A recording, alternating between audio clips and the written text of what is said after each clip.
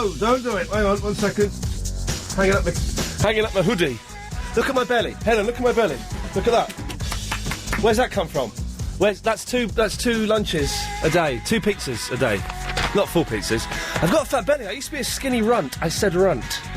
I've got a belly. And I'm going to the gym twice a week. Money back, please. Luke, can I have my money back? Thank you. Ah, dear. I missed calling into Anna's show. I just was licking some dead pigeons I found out the back of the studio. I was wondering if I could get the bird flu from it. I mean, I killed them by breaking their necks, but still, who knows? Who knows? Armageddon is coming our way. Let's see if we can lighten up before we all die of bird flu. Yeah, listen, there's plenty of things on the go, including hugging. What's wrong with hugging? 20 years ago, hugging was perceived as gay. It was a gay... 2 blokes hugging. No, sir. Now, everyone hugs all the time. I thought. I'm quite huggy. Hug my friends. You try and hug Agent Chris. Oh, I've been doing this the last couple of days. And he runs away. You don't like it, do you, Agent Chris? But you say we're not supposed to hug colleagues, but we're more than colleagues, aren't we? We've been to a Kiss tribute band together. I've shot you live online. We're more than colleagues. You saying we're not friends? He's saying we're not friends. That kind of breaks my heart a bit. But I'll get over it. Are you a hugger? What is wrong with hugging? I remember years ago, sort of in the late 70s, early 80s, it was an American thing. And they do it in American sitcoms, like The Cosby Show, in different strokes. I love you, Dad. I love you too, son. Let's hug. Hug. And it was all a little bit, they're funny and they're a queer lot, the Americans, aren't they? In the traditional sense of the word. And in the modern sense. But now everyone hugs. I hug all my mates. Helen behind the glass. You're a woman. I do, yeah. You hug, male and female, do you? Yes, exactly. And it is all right for men and women to hug, and obviously women and women to hug. But it turns out some people are a little bit unreceptive to this thing. Are you one of those? Are you an Agent Chris? And by that, do I mean, do you run away? When someone goes to hug you, do you actually walk away going, yeah, no, don't do that. Yeah, don't, please don't. Let me go. Is that you? 0870 9090973. I'm just curious to find out, because I thought that in the year 2006 it was fine for everybody to hug each other. Chris seems to think that the hugs are that there's more to it. A hug means something. I think I could hug people I work with, I think. In other areas of my life, I could hug them. I could hug a producer on a show, and obviously not this show, because he gets all stroppy. I could hug Sylves from the LBC crew, if needed to. Are there different ways of hugging? Have you hugged somebody, right? And kind of, what was it? I was doing something today. I was doing some filming today, and we had 3 beautiful ladies on there. There's a show called Beauty and the Geek, and we had 3 girls from that on this thing. And I had to do this thing where I had to hug one of them, and I accidentally touched, out of pure clumsiness, one of these ladies' Wang Chungs. I touched it by mistake. Yes, I know. Awful. And I immediately apologised. And I said, I'm really sorry. I shouldn't have done... That was out of order. No, the Wang Chung is not the breast. It's the closest illusion I can make to it without getting the sack. We'll get the XD line calling in a minute, saying, you shouldn't have said that. No, it's not the bottom either. There's only one other thing it can be. It's that. Anyway, I hugged her and I touched that by mistake. Don't ask me how. It was a weird hug. And there was a real horrible moment where my hand sort of lingered there and I went, I'm really sorry. 0870909997. On a slightly smaller trivial note, suits. 3 and 2 button suits. 2 button suits are in, apparently. I haven't got one. I need to get some. A fella who I may plug at a later date once I've got in touch with him, is going to make me a bespoke suit, tailor-made. I had to explain that to Chris. A cost price. Cost price. Sent me an email. I've been to his website. It looks good. But you should... If you've got a 3-button suit, let's go with that. Should all the buttons be done up, or should one be undone? Rob is in the Watford. Rob, are you a man of culture? I'm afraid I am. Oh, no, don't be afraid of that. Don't be ashamed of being cultured. No, it was instilled in me from an early age. Here we go. What can I say? Here we go. So tell me about the buttons on the jacket. Jacket buttons. Top one, sometimes. Middle one, always. Bottom one, never. This is being done up. So the bottom one should never be done up. You never do your bottom button up. Thank you. Thank you. Now, Not a problem. do you know why? Because I was explaining this to Chris. Chris does. He buttons the bottom one. He buttons the middle one. He does not button the top one. Yeah, I put my hand on my heart. I honestly don't know why, but for as long as I can remember, it has been instilled in me. Yeah. Sometimes, always, never, from the top down. Chris, you've got to do the top... I tell you why you look like a student, you idiot. Because you're wearing a jumper and a scarf. Take the scarf out. You don't... you look good with that. Oh, Rob, do you wear suits often and suit jackets? I do. It feels good, doesn't it? It does. Well, you sound all nostalgic and sad there, Rob. Oh no, sorry. I'm on the motorway and I'm drifting off into the land of straight roads. I think we'll leave it there. I don't know what that means, but thank you very, very much. Can anyone tell me why you should have the bottom button undone? Agent Chris feels exposed and feels like a student. You look like a student, mate, because you're 19 years old, you're wearing a very nice suit jacket with a jumper and a scarf. That's why you look like a student. You haven't had a shave. You stink of booze. 08709090973 is the phone number. You can email as well, by the way, iain@lbc.co.uk. Who's this, Ian? Now this is Dan. Dan is the father of the girl I answered the questions for in this thing. And Dan used to write Commodore 64 games and maybe how to blag me a PS3. Very interesting. Sorry, I should go through these emails. Ian, it's the bottom button of a waistcoat that should be left undone, but I don't think it's relevant to a jacket, though. I seem to remember it's something to do with a king who forgot to get dressed properly. Well, that can't be true. Dave's in the Cyprus as well. Sheila is in the... Hello, Sheila! Hello, Ian. Hello, love! How are you this wet day? It's a miserable day, isn't it? Oh, it won't stop. Miserable. It won't. I'm soaked. I've been at school, on 2 hours school duty. Oh, you're dinner lady? Well, not really. Playground duty? I have to sort of make sure they don't cause havoc. That's what Make sure they don't take drugs and have sex? How did you know that? Because I was a youngster once and I've seen the film Kids. I know what they get up to. So I'm warming up now. Good. I love a hug. I bet you Absolutely do. love hugging. Yeah. I love to be hugged. I hug my girls. Yeah. To bits. Absolutely to bits. No disrespect, Sheila. Yeah. A little bit of disrespect, but you're a very, very old woman, aren't you? And it's different hugging old women, isn't it? Now, you know what I mean. That comes from my heart when I say that, but you are very old. Oh, Ian, I'm very, very young in my ways. You would never believe I was 60. Well, why? What do you do? What do you go bungee jumping or something? Skateboarding? I believe I'm 60 because I'm so stupid. Oh, no, don't be so... Well, you're a little bit, but we like... That's why we love you. But so, do you think it's all right for two blokes to hug?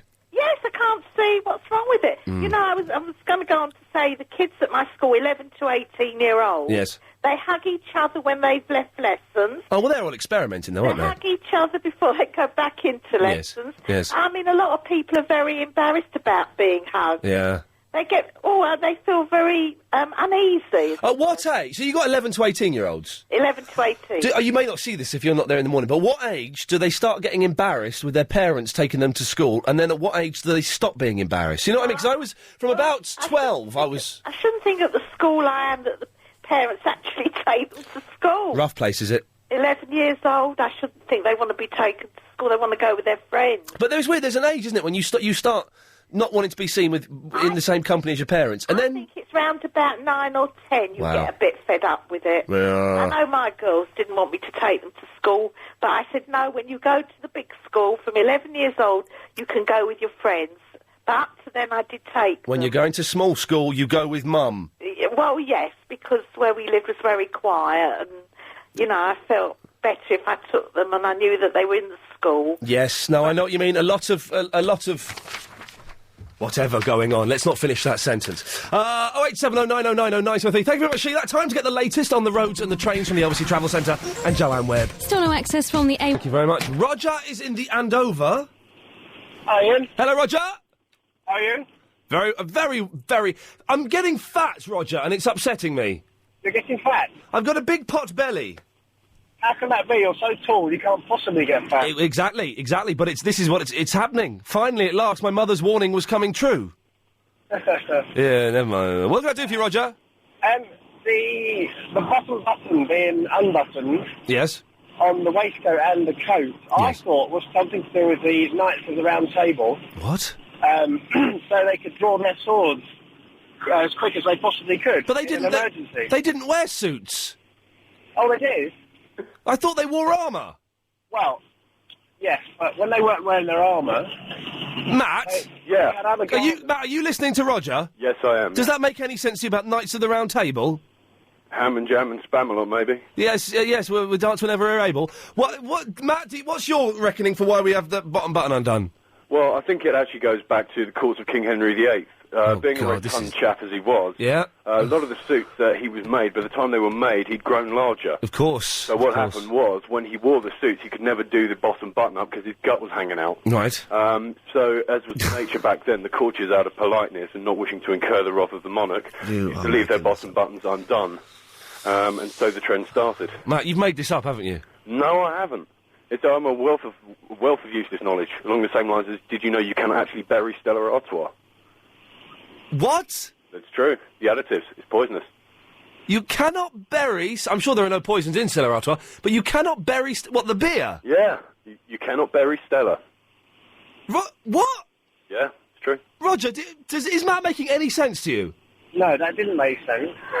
However, if it was the Henry VIII getting fatter, if you're getting fatter, then that problem is solved for you. You won't be able to do your bottom button up anyway, will you? I don't know. I did actually hear that quite a few years ago, and I thought it was rubbish as well, but apparently not so. Okay. It's just one of those things that goes back. I don't know. It's sort of something out of politeness turns into tradition. And Roger, where did you hear about your nonsense about Knights of the Round Table?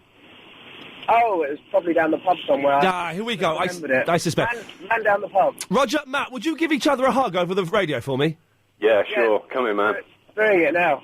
Oh, yeah. I can feel him. He's big. Yeah. Thank you, boys. You can't bury Stella Artois?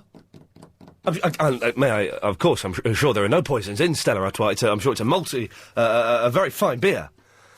Is that true? I suspect that Matt was making stuff up there just to try and get on the wireless, as people do. I do it quite often. 0870 9090973 is the phone number. We've got an Agent Chris on One Word on the Street. We'll do that in about 10 minutes. We must remember, I keep forgetting to do those. Anne is in the Twickenham. Hello, Ian. Hello, Lovely to hear you. About jacket. No. I want to word with you. Yes, I know. You called up Clive Bulls last night, didn't you? I did, yes. But, can I tell you something, though? Go on. He's trying to steal your thunder. He's trying to wind... But he doesn't come off good. He's trying to wind people up. What? He can't do it. What? Clive. Well, hang on a minute. I heard you talking to Clive and you were calling me, was it the No, murderer... that's a term of endearment, darling. The murderer of Muswell Hill. The maniac of Muswell Hill. Sweetheart, that is a term of endearment.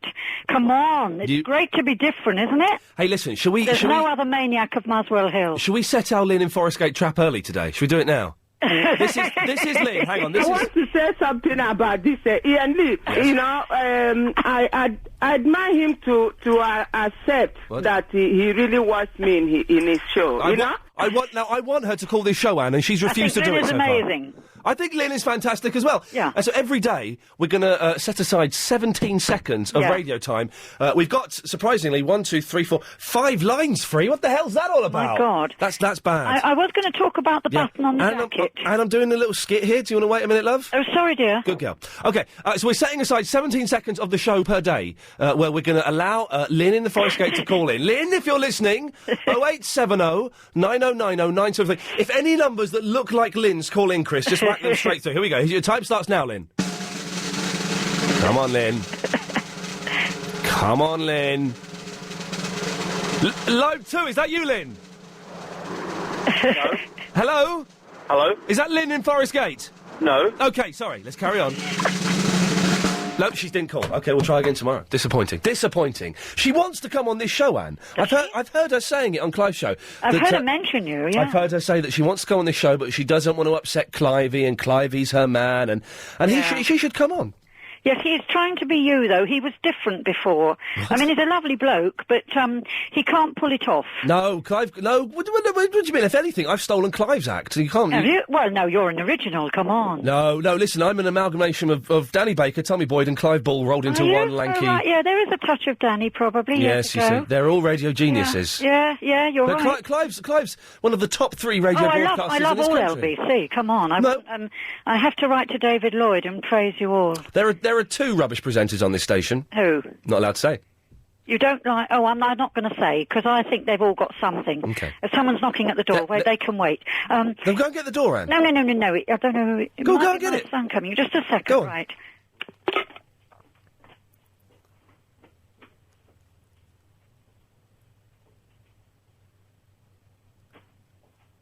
Anne's gone to the door. She's coming back. No, it was a letterbox. Hello, Anne? Hello. It was just someone sticking a free newspaper through. Oh, well, that's good, isn't Oh, it? wait a minute. It's banging again. Just Well, a go second. back, OK. Anne's going off. Let's check the door out. Let's see what's going on. Let's hope that there's no crime committed. I'm sure there won't be. I'm sure you shouldn't panic anyone. Sorry. Shh. Here we go. It's good radio. This is bloody good radio. What if she doesn't come back? What if there's a scream and she doesn't come back? What do we do then? Real life, real London. Who will they get to play me on the Crime Watch reconstruction? I wouldn't mind doing it, but I'd probably be busy. Nick Ross couldn't play me. Nick Ross isn't allowed to be in the reconstructions for legal reasons. That footballer, Peter Couch, she's not come back. Anne, love, you all right? I heard like a thudding noise. I'm genuinely worried now. What do we do? Who could play me? Well, it would be some no-hope who couldn't act. It would be awful person. Well, we've got to wait. We cannot go to another call now. I can fill up 6 seconds. Hang on.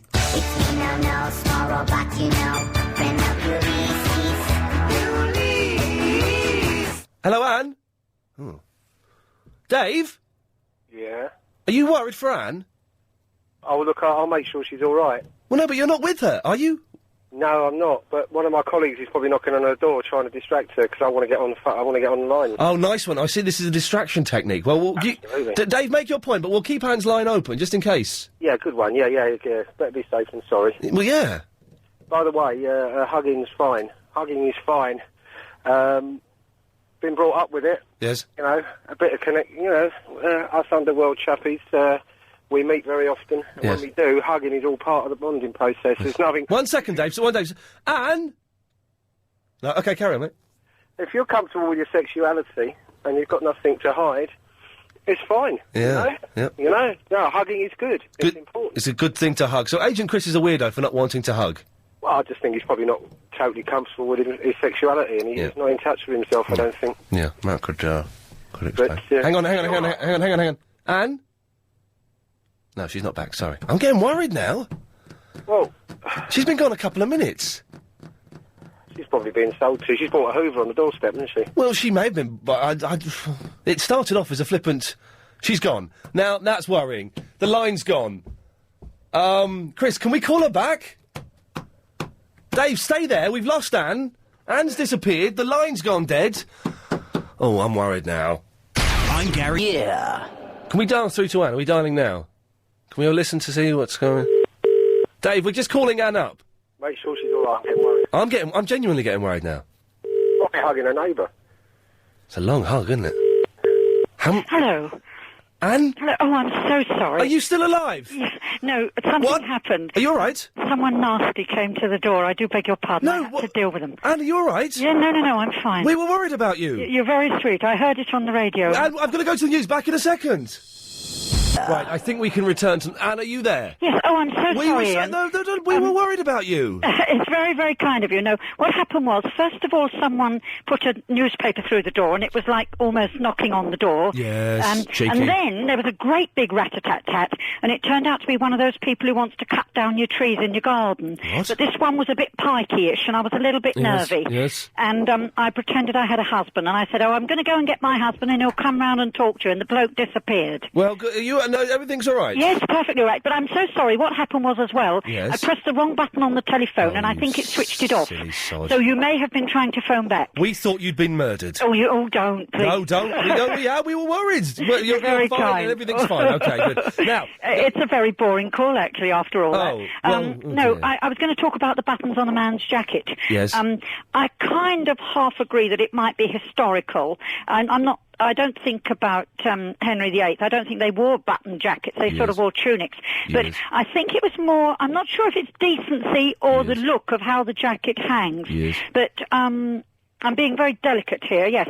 The button, when a man stands up, it looks better, but also when he sits down. Otherwise, you see these people, even thin people, kind of all squashed into a jacket, and it looks horrible. So I think it's aesthetic. I think it might be historical. I'm not certain. Hey, I ripped off... I've got a new nightshirt, which I'm loving, the nightshirt. Ooh. Yeah. Yeah. It's got maybe 7 buttons. A lot of material. You're very, very tall. Yes, it is. There's a whole country's worth. And there's about 7 buttons down the front. And I knelt on it in a funny way last night. I'm not telling you why. I know.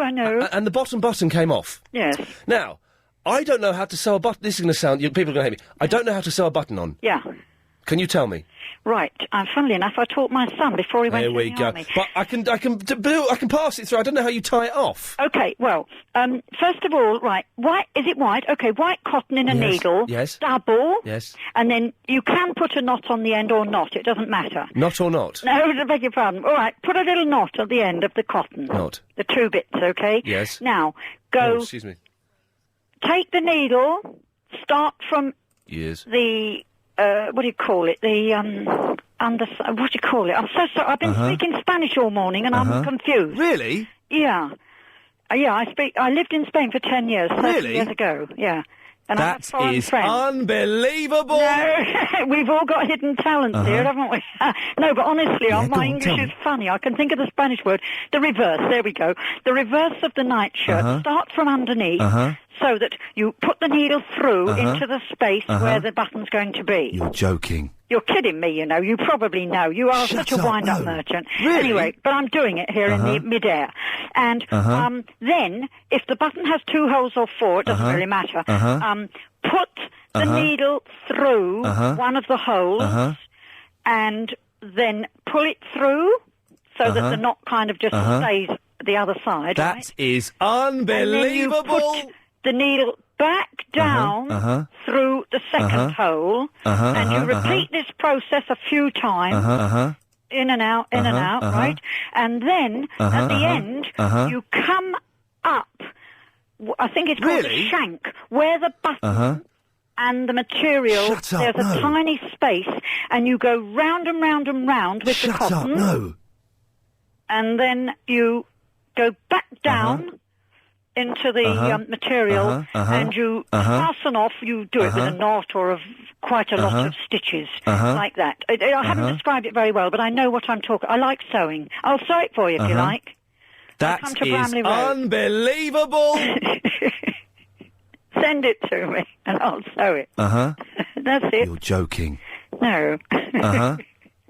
Really? Yeah. You're joking. No, I'm not. Really? Yeah. You're joking. No. Really? You're ¿Quieres que te joking. hablo en español? Really? Yeah, I'll speak to you in Spanish. Yeah, go on, tell me. What do you want me to tell you? That is unbelievable! Increíble. Really? Sí. Shut up, no. Déjame en paz. You're joking. El Maniaco de Maswell Hill. I don't know what you're saying You do. because I El can't Maniaco hear de you. Maswell Hill can only be the maniac of Maswell Hill, can't it? That is unbelievable! Increíble is unbelievable. Really? We could have a Spanish lesson over the phone, couldn't You're we? joking. No. Shut up, no. Don't leave me alone. I've got to go out. Really? I've got to go to the centre of Twickenham. Yeah, do Really? some shopping, yeah. Really? Yeah. That is unbelievable! Oh, it's unbelievable. Can I go now? Thank you. Why are you suddenly so kind to me? You've always been nasty to me. Shut up, no. I don't like shut up. You're joking. No, I'm not. Really? Yeah. That is unbelievable! Bye-bye. Adios. Hasta mañana.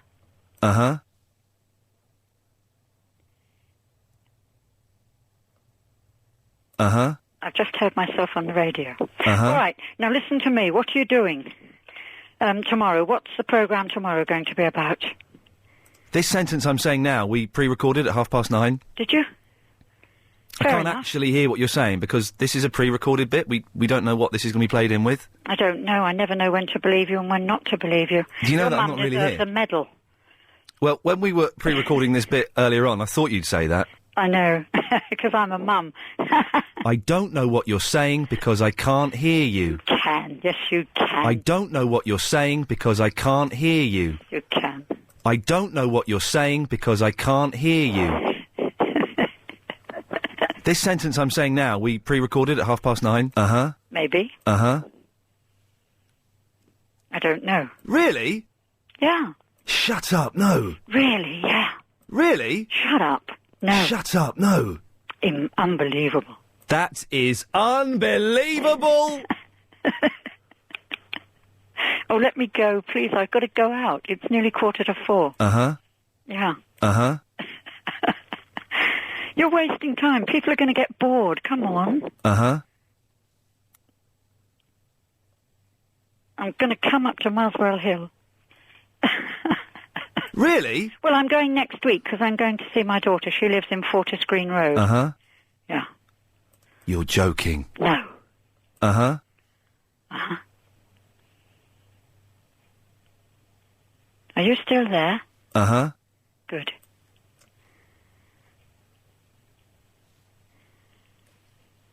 Uh-huh. Uh-huh. Yes.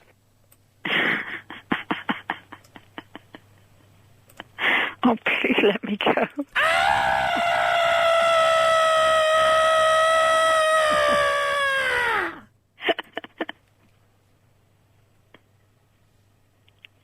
Have you finished? Uh-huh. Uh-huh. Uh-huh. Uh-huh. Uh-huh. Uh-huh. Uh-huh. Uh-huh.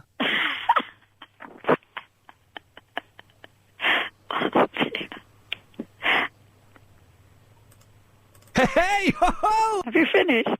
Hey, ho, ho! Oh, come on, please. It's getting boring for the listeners. Uh-huh. It's starting to pour with rain now. I'm Gary King.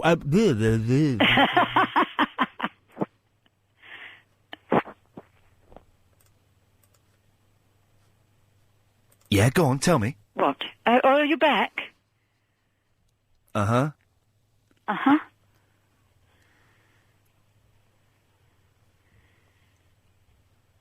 Uh-huh. If I swear, you'll cut me off. Shut up, no.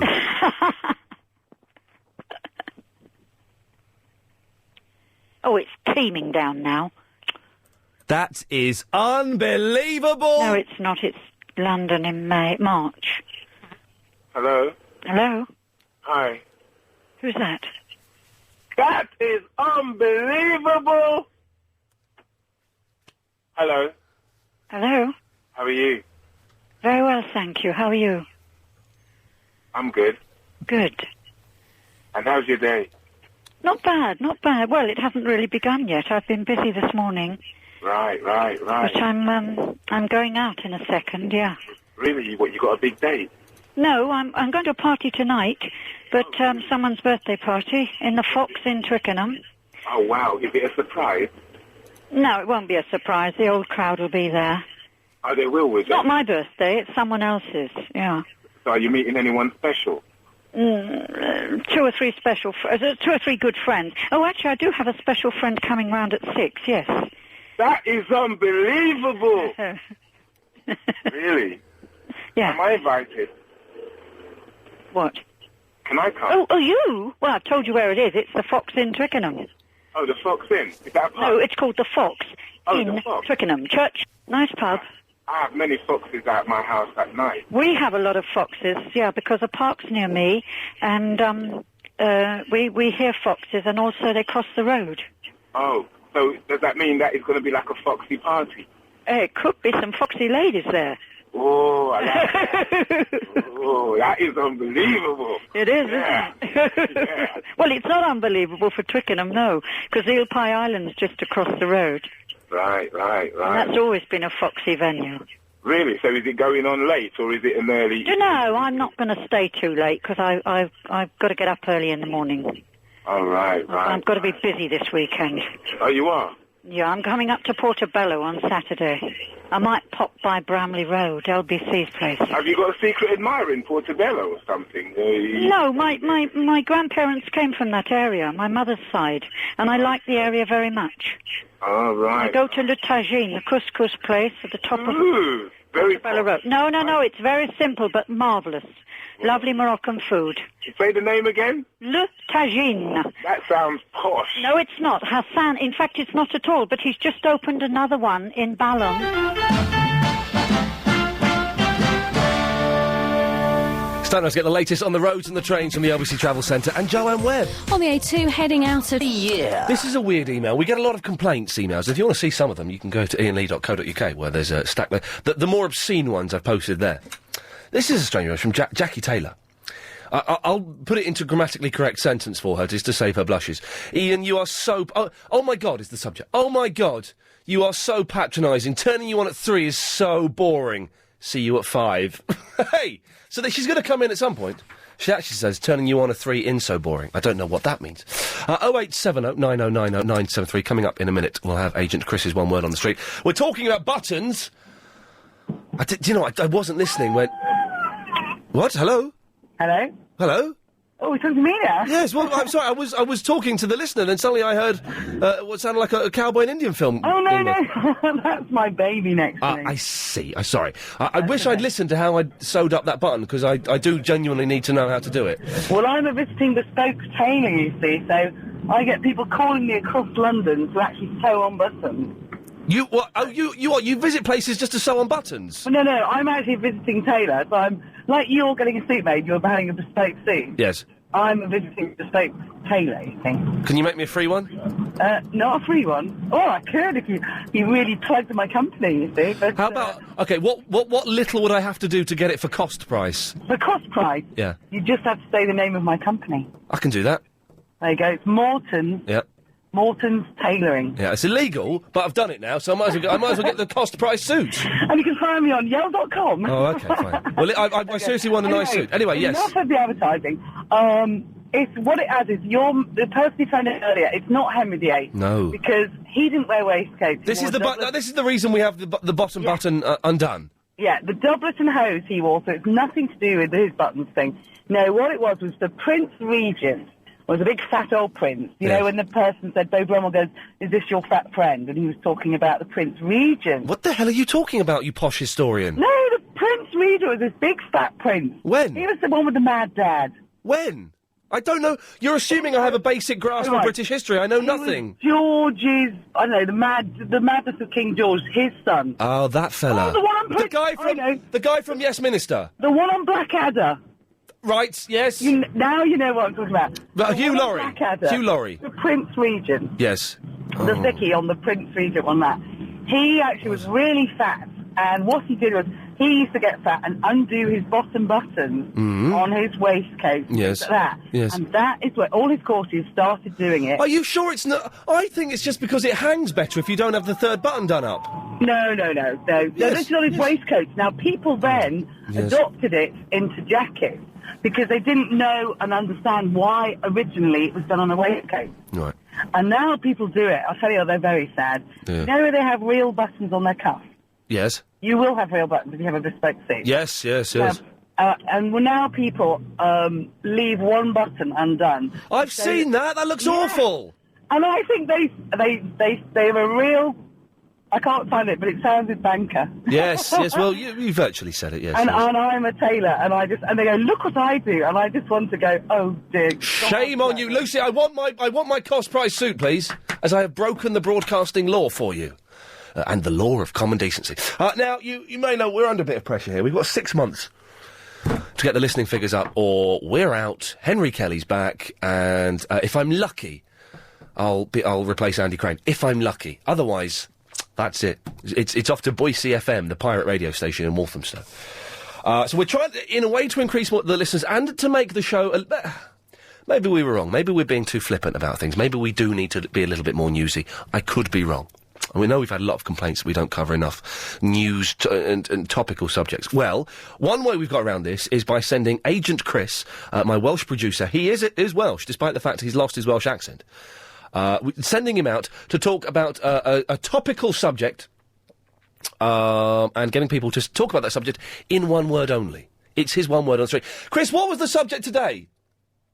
What was the subject you were talking about today? The water shortage, the terrible water shortage. There's a hosepipe ban. It's the middle of winter. Who uses irrelevant? This is Agent Chris's one word on the street. Agent Chris, Agent Chris, Agent Chris, Agent Chris, Agent Chris, Agent Chris, Agent Chris, Agent Chris, Agent Chris, Agent Chris, Agent Chris, Agent Chris, Agent Chris is one word on the street. This is Agent Chris. I am standing outside a really nice building in West London. I am standing next to a young woman. What's your real name? Do you want my real name? Yes? Anna. Anna, how do you feel, in one word, about the possibility of a water shortage this summer? Well, I don't think it's going to be that good. Not being able to use water, flush our toilets, oil the kettle, or use a hose pipe. But I don't really have a hose pipe, so I don't think it's going to affect me that much. And how do you feel, in one word? Well, I think it might rain before the summer. And how do you feel, in one word? Rain? Rain is the word on the street. And have you ever heard of the Iain Lee Afternoon Wireless Show? No, what's that?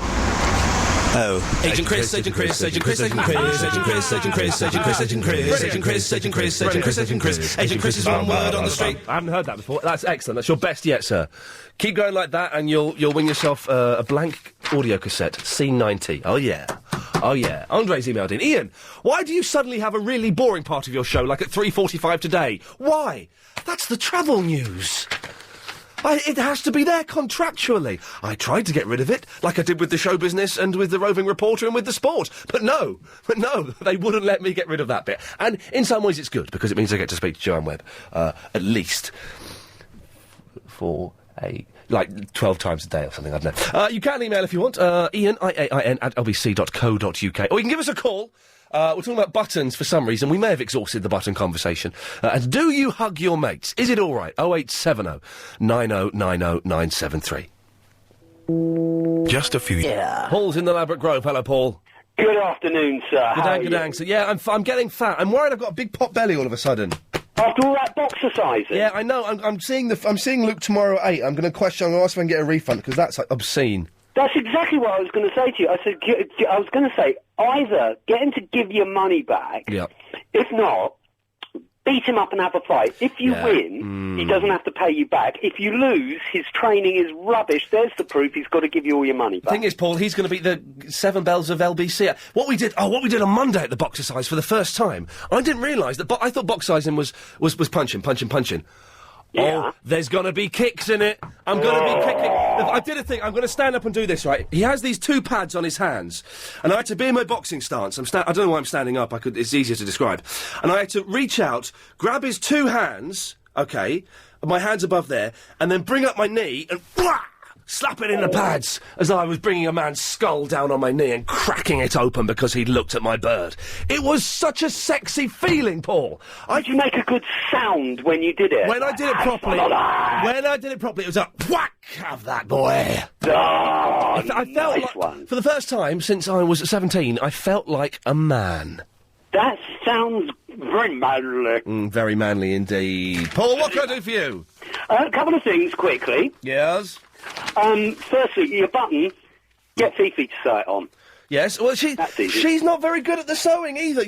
I can do the sewing, it's just that I don't know how you tie it off at the end to stop it falling off. Much easier thing. Get rid of her.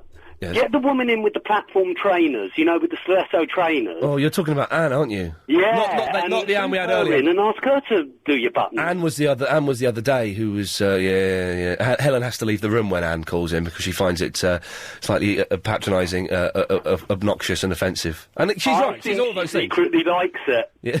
Well, maybe she's going off to listen in private on her own. I don't know, maybe that's what's happening. I don't know. Now, the other thing, hugging friends. Yes. Yeah, I do it all the time. Male, female, it doesn't matter. If they're good close friends and it's genuine, yeah, I'm happy to see them and give them a hug. My daughter I hug. Mm. Well, hugging families. I think Agent Chris would agree that hugging family is fine. His hang-up is two blokes. If I try and hug him, Chris, turn your mic on a second. Can you turn that mic on in there? Right, I'm going to come and give you a hug. Come here. Come on! Come and give me a hug! Come here! No. Come here! No. Oh, go on, Chris, go on! Get off me! Get I'm off! hugging him! Get off me! And he's not enjoying it. Get off! He's actually hit me. It's only to hit me, mate. Get off me! I was showing respect and affection for you. Unbelievable. That's what happens, Paul, if I give Chris a hug. I think he's got something to hide. I'm not trying to... What? Yes, it could be. It could be he's got something to hide. It sort of stirs feelings and he's let's not go there. I'm all out of breath now, and you've chafed my arm there, Chris. Shame on you. Shame on you. Oh, Dear, oh, yes. dear.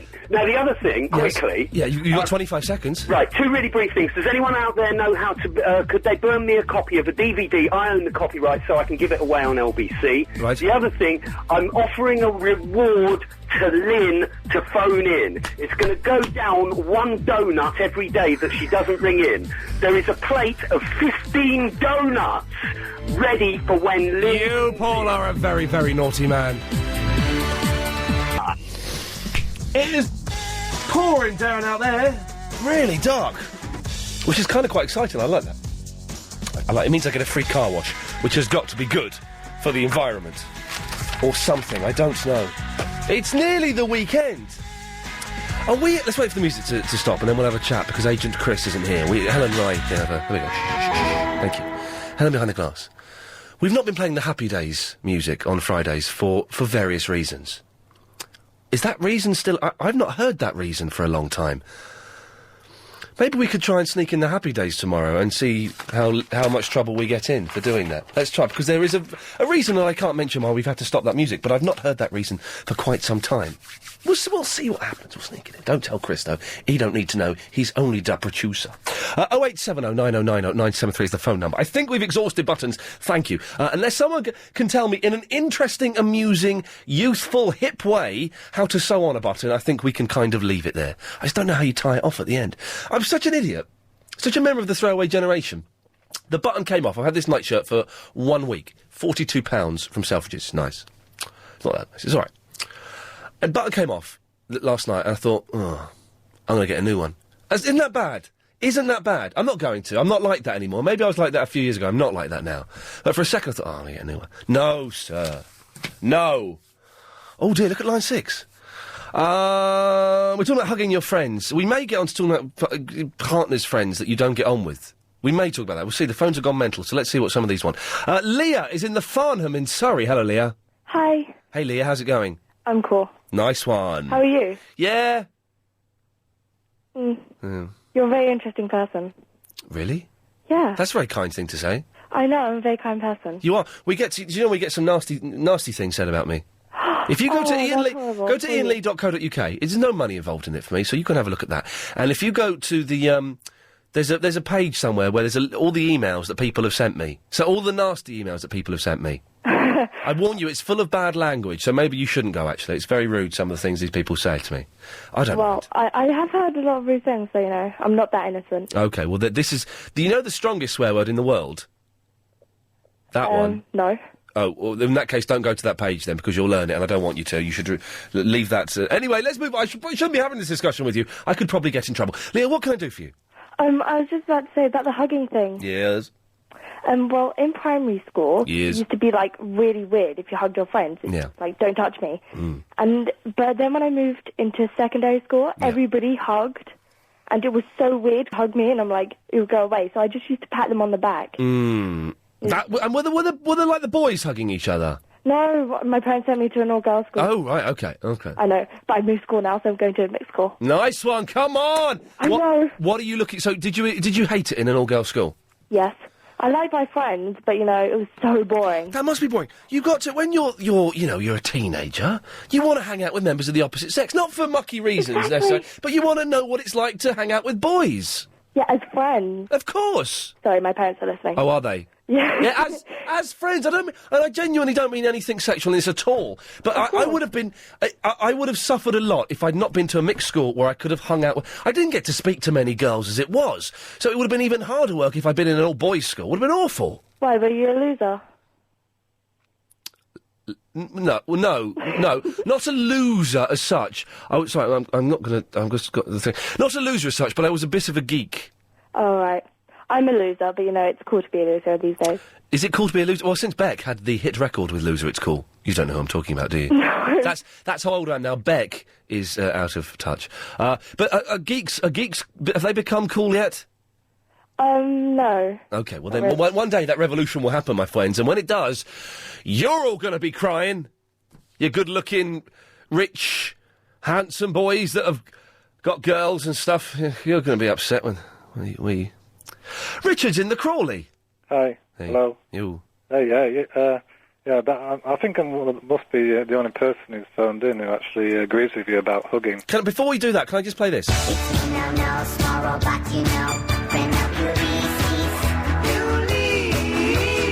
Yeah, sorry, Richard. What was the relevance of that? Hmm? All right, no, that doesn't matter. Anyway, I don't really think I want to hug male friends anyway. Just don't see why I'd want to do that. Why would you not want to... You don't want to hug male friends? Yeah. Why not? Well, I just don't fancy it. Why don't you fancy it? What do you not like about the idea of hugging a man? Your best mate in the world? I don't know, just doesn't feel right. Don't know how to explain it. Try and explain it, Richard. This is what we do here. Well, I can only think of, when it occurs, it just feels like, I don't want it to happen anymore. We're talking about hugging, yeah? Yeah. Okay, fine. So I thought you did. But do your mates try and hug you? Not normally, no. It's just, we just don't. This doesn't really happen, really. Supposing your mate won £1 million and you both started spontaneously hugging and then both you went, uh-oh, I don't want this to continue or go any further, what would you'd back off, would you? Don't know. Hopefully not. No. Well, if money's involved, probably I'll do anything for money. Well, Richard, now listen, you sound a little bit miserable. Everybody says that when I'm on the phone. That's because you've got a dour voice. Oh, right, well... But no, are you miserable? Not normally, no. I just think if you were hugging men, it just might lift a burden off you, Richard. You might be a happy man. And I'm not... This, again, it's not a sexual thing. I just think it's... You'd be able to release yourself. It's a sign of... So, my best mate in the world, Steve, we hug each other all the time. Every time I go around his flat, I hug him. Fair enough. All right, mate. How's it going, mate? About this, this Desperate Housewives thing that was on... The Desperate Housewives thing, yes. Yeah, that, somebody... Ozzy ruined it by saying in episode 15 the kids die. Yeah, that's not true, because I watched it the other day. Yes. And it doesn't... That was a wind-up. Doesn't happen. Right. I was just about to watch it, and he said, oh, no. And so, I just got it out of the way. Unbelievable. A few things. Yeah. Now, someone sent me a website... I don't think it's genuine. I'll give it out in a second. I don't think it's genuine. It's fine. There's nothing obscene on there. I checked it all out. It's very funny. Very, very funny. Can someone... If you've got a computer, if you're sitting at a computer now, I promise you it's not obscene. Can you go to www.iansbitchinwebsite.co.uk? It's Ian, I-A-I-N... no, sorry, it's not. Sorry. It's I-A-N-S, bitchin, B-I-T-C-H-I-N, website.co.uk. Ian's Bitchin' website. And there's some funny films on there. And it's supposed to be this geek's website, but there's something about it that's not quite right. Just someone could go and have a look at that and give me a call and let me know. I'll be keen to know what you think. 08709090973 is the telephone number. Ian, why don't you take your nightshirt to the dry cleaner? They can sew your button on. Pay £3 or 45. You make the choice, Miss Apple. Well, they do that. They sew buttons today. Anyway. Here's the question for Thursday's game. Please plug. What work did the 7 dwarves do? Dwarves, with a V, not dwarfs. Incorrect. Campen. 1-0 to Lee versus Campen. 09016 339 973. If you know the answer, it's your passport to tonight's big quiz with Garrett King from 7. Could be worth £100,000. Calls cost 40p from a BT landline. That question again. What work did the 7 dwarves do? 2-0, Lee versus Campen. Here's a clue. Hi-ho, it's off to work we go. They were miners, I think. 09016 339 973. You could be speaking to Garrett King, who's having... I listened last night to the big quiz. They're having an 80s league. Have you heard this? They had Lee Johns from Imagination. Who have they got on tonight? Agent Chris, do you know who they've got on tonight? It's every Wednesday.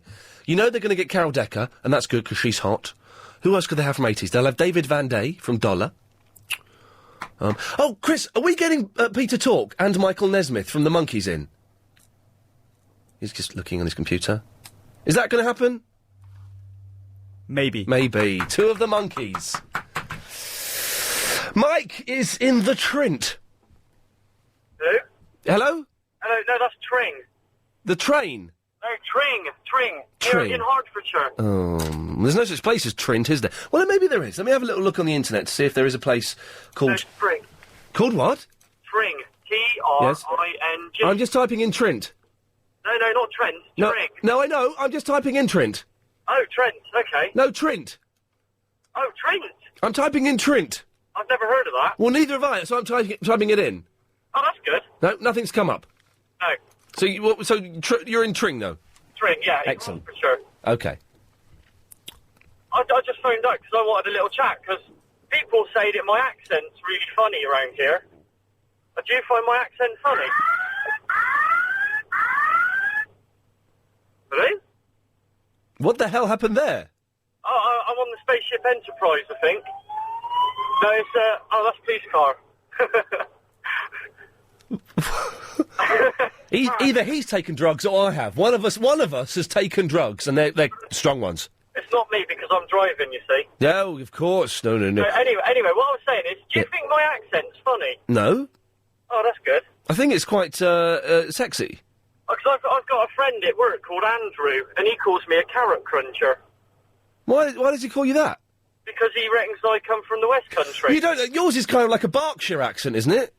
Well, it's actually from Bristol. Oh, you're a Brizzle, are you? Yeah, from Bristol. It's weird because the Reading accent, like the Berkshire, Gervais has got a strong Berkshire accent. I've got it sometimes. If I'm in the right company, I sort of get some of my words go a little bit southwestern. But it's a weird. It's from southwest. And it's from. But you are from Bristol. I'm actually from Bristol. Yeah. One second, Mike. I sort of do something here.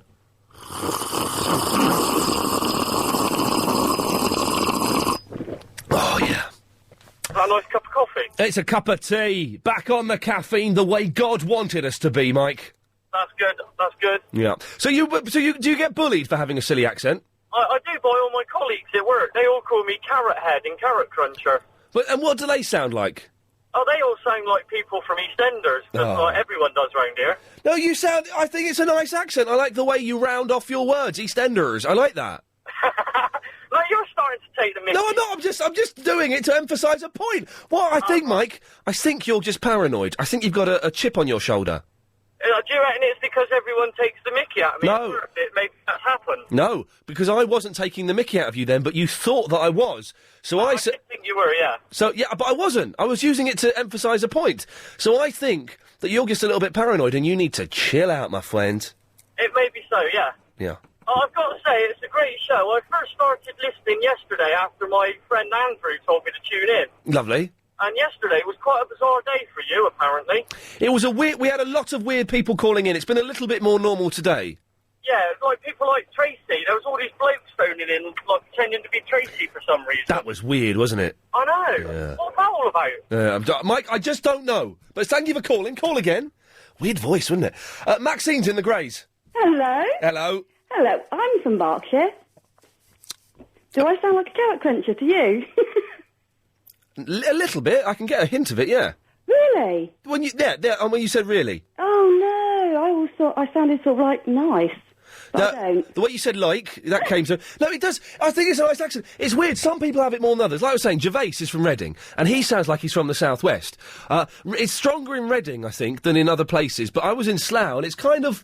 there's a hint of it every now and then, and you just go a little bit, sort of brizzle in the way you speak. Yeah. Oh, well, I'm from, do you know Wallingford? It's between Henley. No. Oh, it's quite posh there. Well, my mum's from Henley, and I'm from the bit in between Reading and Oxford. Right.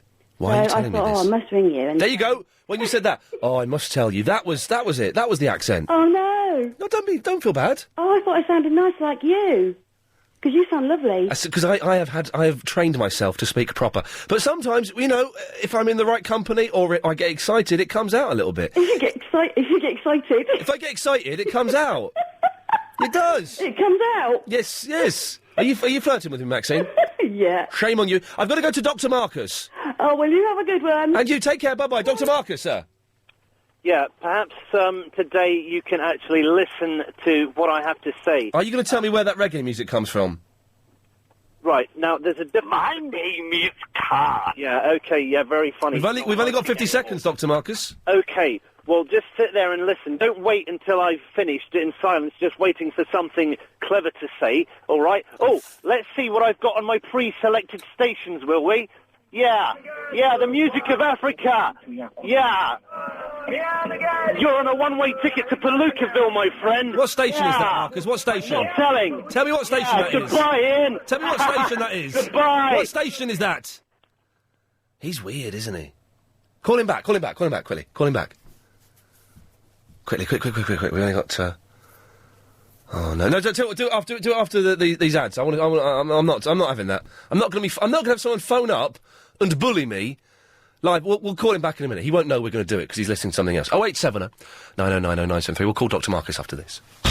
If you the presenter of the year.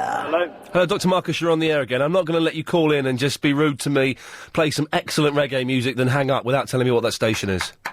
Right, well, I'm representing, all the people that, you've been rude to. No, you're not. No, you're not, Doctor. You're representing your own selfish, self-promotional interests. I don't even believe you're a real doctor, mate. Oh, yeah? Really? Do you want me to prove it? In 5 seconds, yeah. Yeah, have a load of this then. I don't believe you're a real doctor, mate. Oh, Hold on. That's me. He was listening. No. Yeah. I've only printed off one email. I've had 60 emails. No, I only printed one off because they've all been rubbish. This is the best one I can print off from Simon. Ian, I forgot to mention, I've had dreams where I'm hugging Dr. Khan in a meadow surrounded by beautiful bunny rabbits. That's the best email. Look, let me pick an email out at random. Ian... Oh, no, actually, that's quite good. I can forward that to you, Chris, because we could do that. Hang on. Forward that to you. There we go. Boom, boom, boom. OK, this email's just come in. Ian, that bitchin' website's proper weird. There are definitely some weird people in the world. P.S. Dr. Marcus isn't us. Now, that's... you know, it's fine. If you're going to email something, for the next hour and a half of the show, email something that's worth reading out. Because I've kind of... We don't do text. I know people are still texting in. We don't do text on this show. I might stop doing emails. If we don't get the content, I'm not going to read them out. So if you're going to do a decent email, if you're going to email, do something worthy. Iain, I-A-I-N, at lbc.co.uk. Chris is wanting to talk to me. We'll get plenty of calls. Or we'll really hold the calls out as long as we can. Those emails are rubbish. I want some decent emails, please. We're talking about hugging your friends. I want to know as well, does your partner... Oh, my... Just sat a minute. Does your partner... Sorry, I shouldn't have said that on the radio. That's really bad, but I did, and it's made me uncomfortable. Fifi has got some friends that I don't like. Don't get on with them. What do you do in that situation when the person you're going out with has got friends that maybe they're best friends and you don't like them? How do you deal with that? Quite often I can get out of hanging out with them. I can try and avoid it.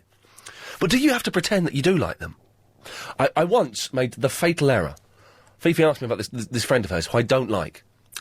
She said, we were having like a really honest heart-to-heart chat. She said, Ian, what do you think about... Let's call her Susie. What do you think about Susie?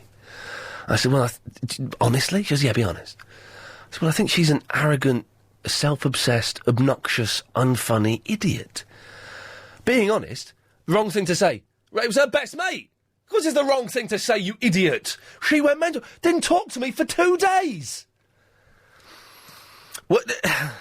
Have you got any tips on how to deal with your girlfriends, boyfriends, best friends that you don't get on with? 0870 9090 973. Have you put your foot in it as bad as that? On the subject of hugging, Steve is in the Southgate. Hello, Steve. Good afternoon, Ian Lee. Good afternoon to you, Stephen, sir. What's her real name? Who? Your girlfriend's friend that you don't like. I ain't saying that on the radio. Oh, God, don't be such a coward. Don't be a wimp. Do you really want to know? No, I'm not going to say it on the radio. Well, go on, turn the mic off and say it. She's called Lorna. Lorna? Mm. And does she like you? I don't know, and I don't care. Well, you should ask her. Why? What are you why? Well, you should... Well, you've got to be honest, haven't you? You've got to go to her and say, I can't stand you. Well, that's not going to go down well, Stephen, is it? Yeah, but honesty is the best policy, isn't it? I don't know if it is all the time. Well, not I think all the time. I think sometimes little white lies, maybe even massive porkers, are perhaps the way forward. What's your little white lies, then? I'm not going to tell them on the radio. Oh, God, you make us tell you everything. Oh, no, I don't make you. I encourage you. You encourage us, right. I think all the listeners want to know what your biggest lie is and what your little white lie is. My biggest lie? I mean, all your listeners, all three of them.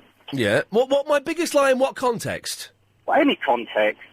What have you told a girl to go out with them? That I'll give them money. I don't know. I don't know. Well, my biggest lie. Well, I'm not going to say that on the radio. I'll do my smallest lie. My smallest lie is, well, just saying that I like someone that I don't like. Maybe lying about my age at some point. You know, things like that. We all do that, though. Hello? Hello? Oh, he's still there. I thought we got cut him off. Never mind. Okay. Steve, are you a hugger? Am I a hugger? I don't mind men hugging each other occasionally, but I can't stand it when they go and kiss each other. It's all right if you kiss your son. I mean, I kiss my son every day. But a kiss a friend, no. I've got a friend. Well, you know, I can imagine you and Agent Chris. I bet you try... Oh, God, I can just see it. What? See what? I mean, he doesn't mind you hugging him. It's when you stick your tongue down his throat he don't like. He hates me. He hates me hugging him. But I don't kiss my male friends. Well, maybe an affectionate, kiss on the cheek sometimes. No, I don't even do that. I don't even do that. I'm thinking I don't do that.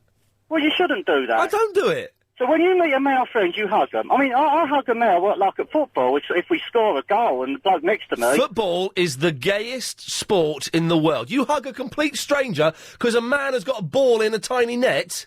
Not a tiny net. No, well, you know what I mean? It's full of so many homoerotic images there, Steve. I don't know where to start. Well, go on. Football is a great game. Well, you're wrong there. It's a rubbish, overrated nonsense. No. Like I said to you, football is a great game. Yeah, like I said. It's who you support. Yeah, okay. You're wrong, but okay.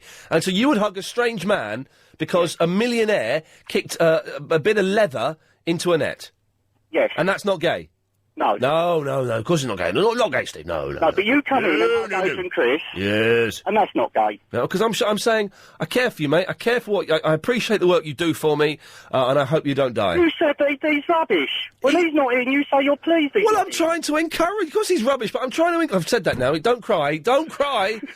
He's got a tear in his eye. I'm trying to encourage him to bring the best out of him before he gets this. Before he just get the best out of him. Well, but you can't. I mean, we love Agent Chris, but he is rubbish, isn't he? Yes, he's rubbish. He's rubbish. Right, but you hug him every day. Not every day.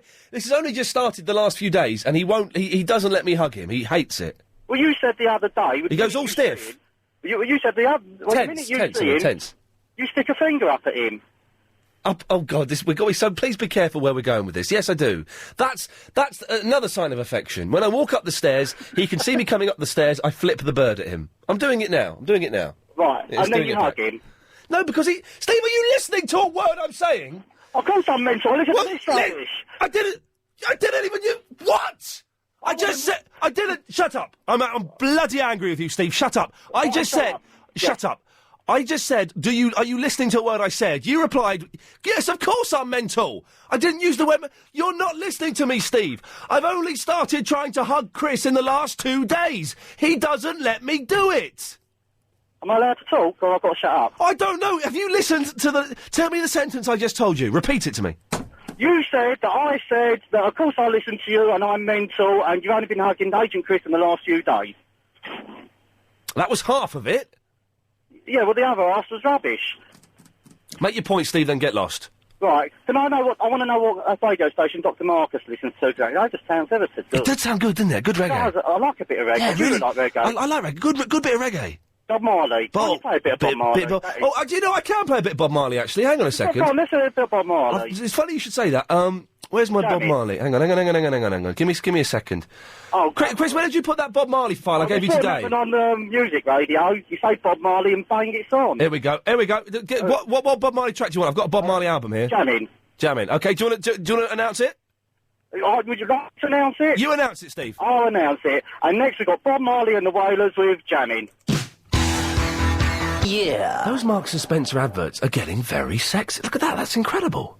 It's only Marks and Spencer's, but, you know, wow. Twiggy's about 70 now, mate. She's not fit. I like her. She's all right. Yeah, what the hell? Have them all go on. I like her. I like the weird big nosed skinny woman who's too skinny for me, but for some reason I quite like her, even though she looks like a boy. Maybe because she looks like a boy. 0870 and Twiggy. Twiggy's like their mum. Twiggy's like saying, "All right, girls, listen, I'm your mum. Put your clothes back on. Stop hugging in just your underwear. Come on. I know it's fun, girls, but you've got to stop doing it. We've got to go to Marks and Spencer's and get some of their excellent clothes." 0870 9090 973 is the telephone number. Hugging your friends. Is it all right to do? And has your partner...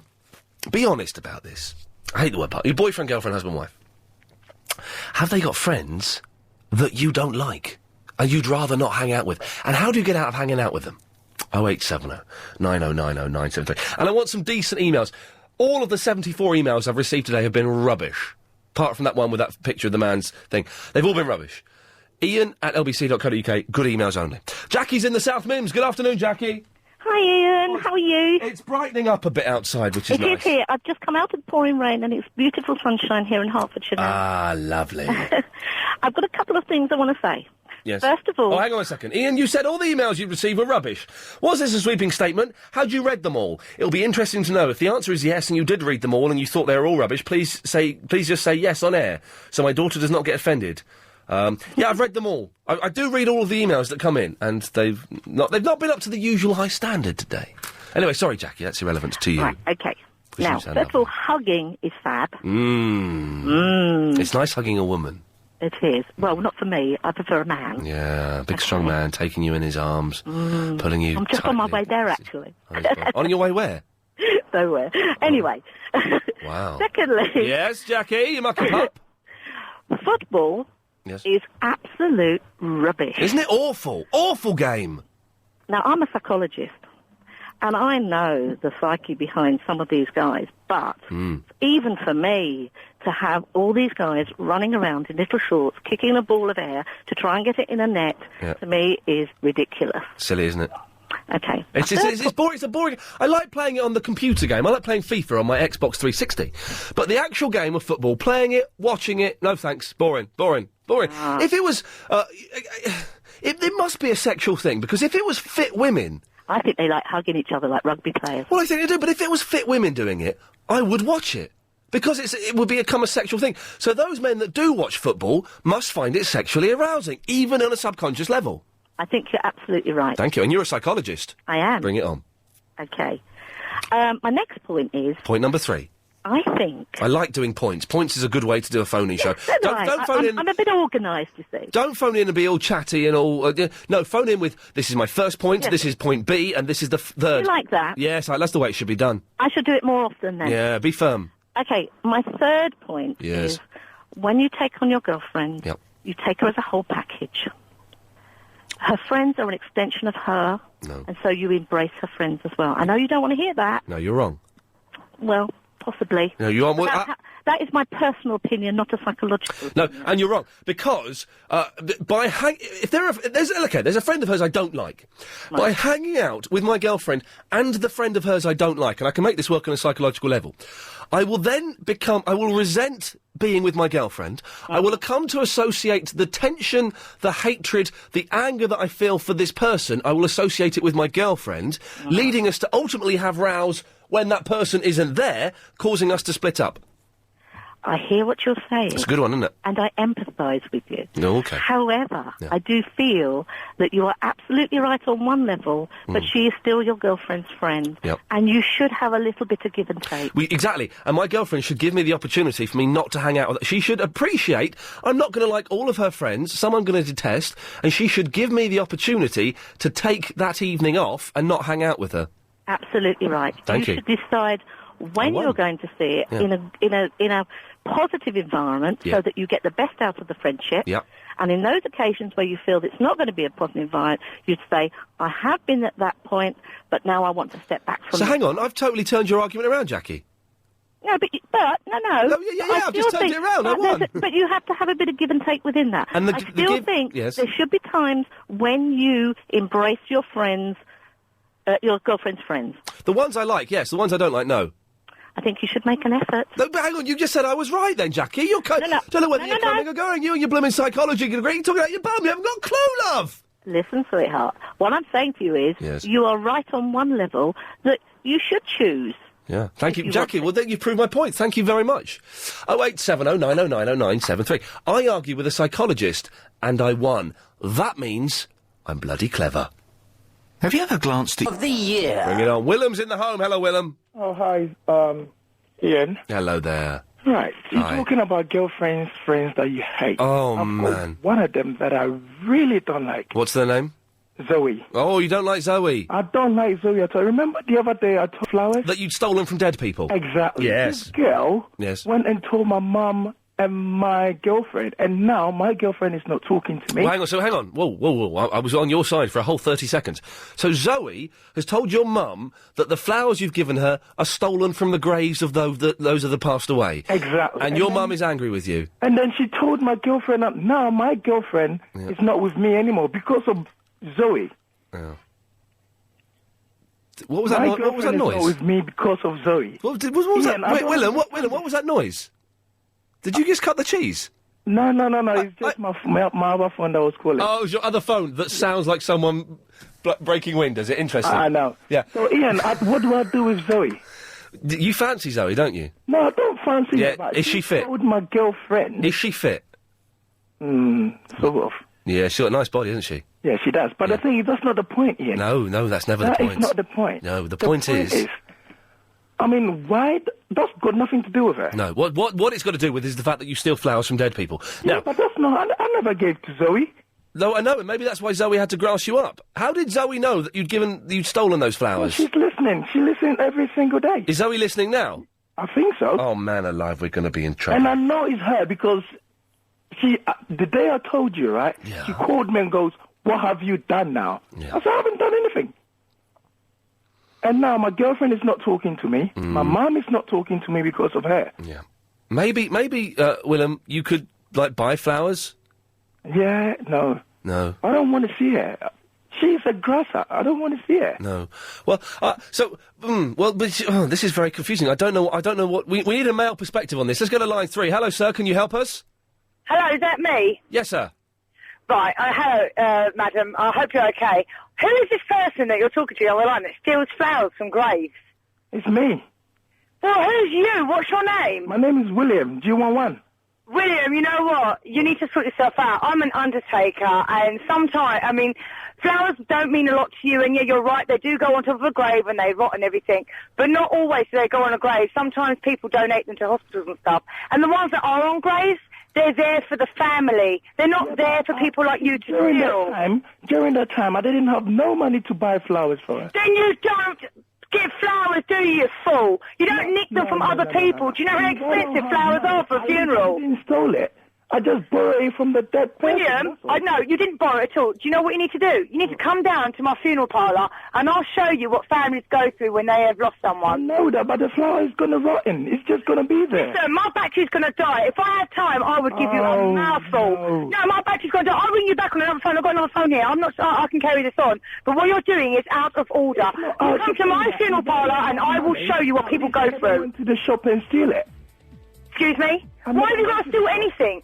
I don't go around stealing. If I can't afford something, I go without. I don't steal.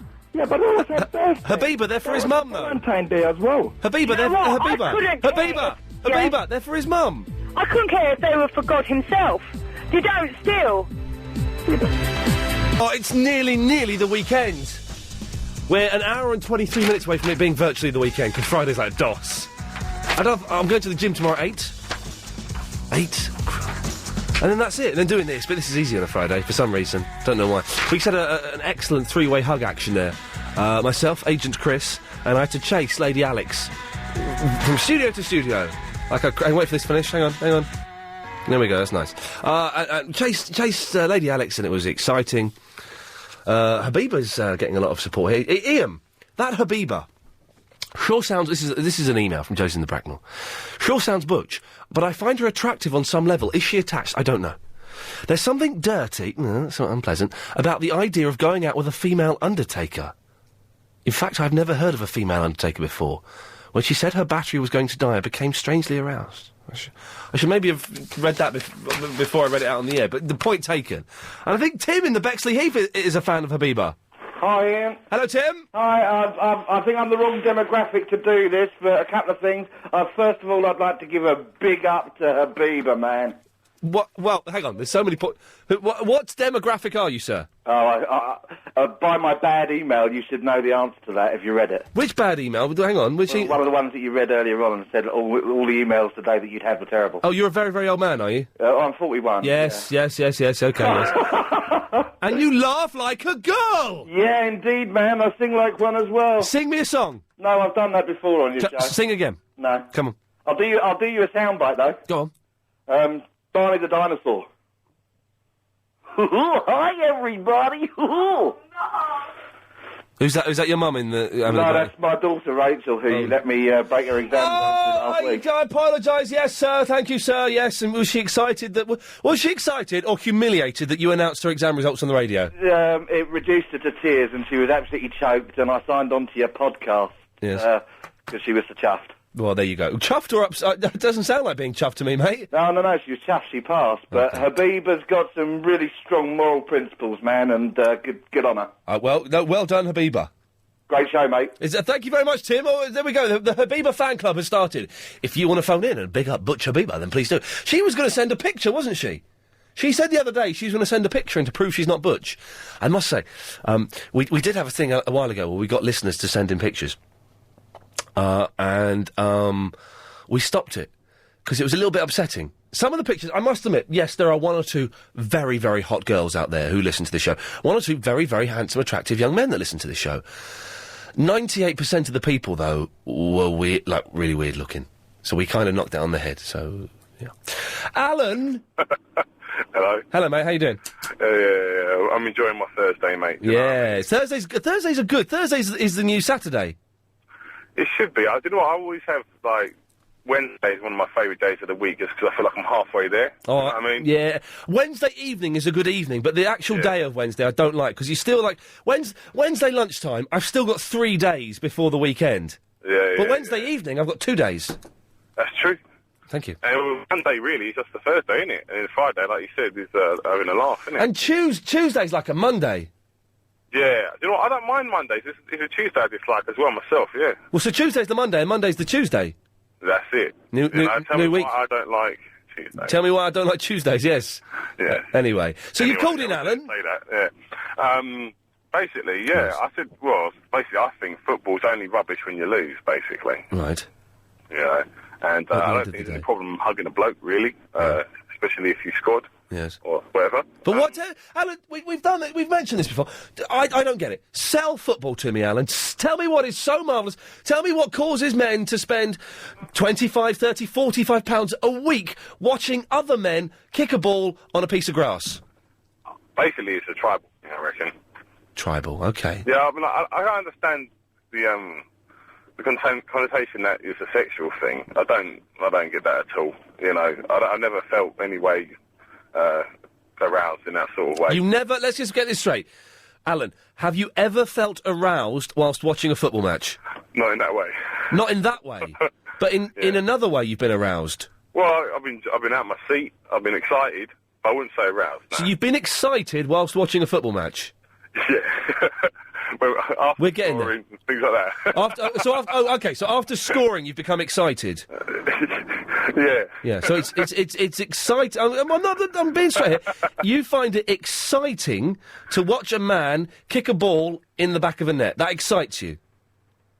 It does. I don't know why. It just Sexual. does. I just love it. Do you know what I mean? You love it. Here we go. We're getting there now. You're getting there. You love it. I love it. Like the other day, right? We won 4-1. We scored 5 goals, and Darren Ward scored an own goal, right? Already I'm bored, but carry on. Yeah, but listen, right? That whole match was wicked. But my daughter that I took with, she thought it was well rubbish. Yeah. Do you know what I mean? She just sat there. Half time is like we're winning 2-0. Half time she's going, can I go home, Dad? I'm like, wicked. I just spent dollars on you, and you're like I go out every other week or every week, and she goes, Dad, can I come? Dad, can I come? And I go, yeah, I'll take you because that's what. Did you make your daughter sit through the rest of the match, even though she wanted to go home? We were winning 2-0. Shame on you. Shame on you. It matters not a jot whether you spent dollars, euros, or pounds sterling. Shame on you, sir. I ain't leaving the palace, man. Crystal Palace, I assume you're talking about. That's right, yeah. Yes, I'm out of my depth. Alan, football is a rubbish game, and I suspect that you're 5% gay. 5% gay. Oh, sorry, okay, 15%. Sorry, I underestimated. He got offended. My apologies. 0870 9090 973. We'll have some more of your calls after we've had a wee bit of this. Bonjour. The year. Now, not that there's anything wrong with it, but on Wikipedia it says I'm gay. Not that there's anything wrong with it. But this is one of the most vandalised pages on Wikipedia, apparently. If you don't know what it is, it's an online encyclopedia where you can go and edit it. It's kind of organic, and it's great. But apparently it's one of the most vandalised pages on there, on the website. So much so that they've had to protect it so that no one can touch it anymore. Thank you, Chris. I take it as that. But so it says okay, which is fine. You know, an air of sexual mystery is all very good. But let's we can do that there. So if anyone can, I don't know. I don't want to do a Jason Donovan and sue the Face magazine and then lose all of my fans. I'm not going to do that. Dave is in the Sutton. Hello, I am James O'Brien's robot butler. How are you, Ian? I'm very well, James O'Brien's robot butler. How are you? Good. James has left me in charge of the O'Brien baby. Who's your ID? James O'Brien. He has gone to a CBTO tournament. He is the goalkeeper. Shut up. I think he is hungry. What does your dad normally feed you? A 20-inch long rat sandwich. I don't know whether to report him to the RSPCA or the NSPCC. I don't want to do this job forever. Could you get Yasser on? I wouldn't mind the part on Doctor Who. A small part is fine. Maybe Doctor Who's toaster. Line 5! Hello, Ian. It's Yasser from the Stratford, yeah? I'm going to cut you off. Why did you do that? I was convinced I could fly. Oh no, Mr. Jones is drunk and has been listening to our case. Uh-oh, we could be in trouble! Well, I don't know what's going on there. Zoe has emailed in. Zoe was the girl that Willem hated because she'd grassed him up to his mum and his girlfriend. You know, I was listening just now and I heard Willem on air. I'm his girlfriend's friend, Zoe, and I'm very glad he's been found out by her and his mum because what he was doing was wrong and sick. I've also messaged all his friends to tell them what he's been doing as he deserves all the grief he can get. I listen every day and I think, thank you, sir. The emails got better because Zoe's emailed in. Gemma's emailed in. This is a great email. Ian, thought I'd send you a picture of me at pole dancing classes. Yeah, wicked, nice one, thank you. So that's good. Ian, the pictures of you on ianlee.co.uk look really gay. What is the deal with LBC Presenter of the Year? Is it really you?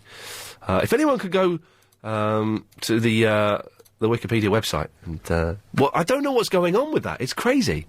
The most vandalised page on the internet. Come on, that's good. Moona is in the Hackney. Hello, Moona. Hello, it's Moo. Hello, Moo. Is he? How are you? Yeah, fine, thanks. I had my sister on the radio. Oh, you're Habiba's sister. Yes, the other female. There are more than one female funeral directors out there. And There are people that find it very, very sexy. It is. Is it? I said to my sister the other day, I have got to send in a picture of her to you. Well, she was going to do this the other day and then she didn't. No, I'm looking for a really nice one of her because she is. I mean, you're single, she's single, and I think you should get together because she's very attractive. Bit bullshit, but very attractive. No, hang on. I've just edited this page saying he's not gay. Please remove that. And someone's changed that to yes, he is gay. Keep it. What to get her to send a picture in? I am. Well, what I thought we'd do would be even better than that. Is send because you've said she's the butcher of the two sisters because I always say we sound the same on the phone, and then get you to guess which one's Moo and which one's Habiba. Oh yeah, well, do that. That'll be. Hey, listen, we've got Mark who wants to talk to you. Hello, Mark. Hello, mate. I'm Mark from Malden. I'm a gravedigger, and there are lots of female undertakers that come in. Are you at Morden Cemetery? Yeah. Oh, hello, Mark. We're at Taslim Funerals. Sorry? We're at Taslim. Oh, no, I'm in the one next door. Not in Morden. We get quite a few female undertakers coming. Yeah, we're all right, aren't we? Yeah. Are they sexy, Mark? Yeah, very.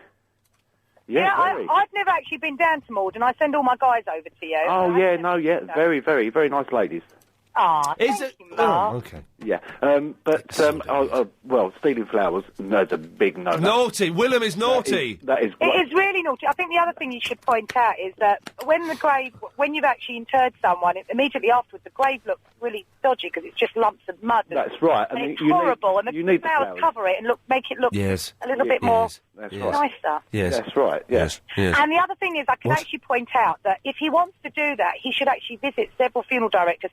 A lot of times we have flowers left abroad and the flowers can't go on the plane. Right. So I have free flowers hanging around rather than steal. No, that is nonsense. You're saying if I went to a funeral director's, of which there is one just around the corner from LBC Towers, and said, hey, listen, could I have some flowers for free? They would give them to me. No. Yes. No. Yes. No. Some funeral directors, what they do is they do take them around to local hospice, etc. I have flowers left behind all the time, and we because we can't send them on the plane, so they're there. And if someone sad like that wants to come in and have them, Yep, there you go. You're already calling them a sad case. Well, the thing is, as a woman, my partner buys me flowers regularly, but if I found out he'd nicked them off the grave, I'd probably stuff them where the sun don't shine, so I wouldn't be very happy. That means up his bum. Ian. Yes. It does. Just explaining that. Yes. Ian. Yes. Anyway, so apart from the flowers, I've got a little topic for you. Well, hang on, I'm talking to Moona. Oh, well, I thought I'd sort of give your listeners a sort of like a little... Well, can I just say, by the way, we've got the correspondent update coming up in a few minutes. Can we clear a couple of lines, Chris? We've got no correspondence so far. 10 of you are going to be sacked tomorrow. If you want to make sure it's not you, you better call in now. Anyway, OK, Mark, we'll give you a topic to Moona. All right, Moona. I just, in the cemetery, we walk around, and while we're waiting on funerals, we look at some of the headstones and some of the funny names we get on there. We give them little nicknames, just to pass the time. And we've got... So you can't steal flowers from the dead, but you can take the mickey out of them? No, we don't take the mickey. Nice. No, we just give them little nicknames so we know where we're going. Yeah. And we've got one man who we call Mr. Had Enough, and his real name is Copping Out. And we've got another lady... What? Copping Out, that's his name. But Koppinouou.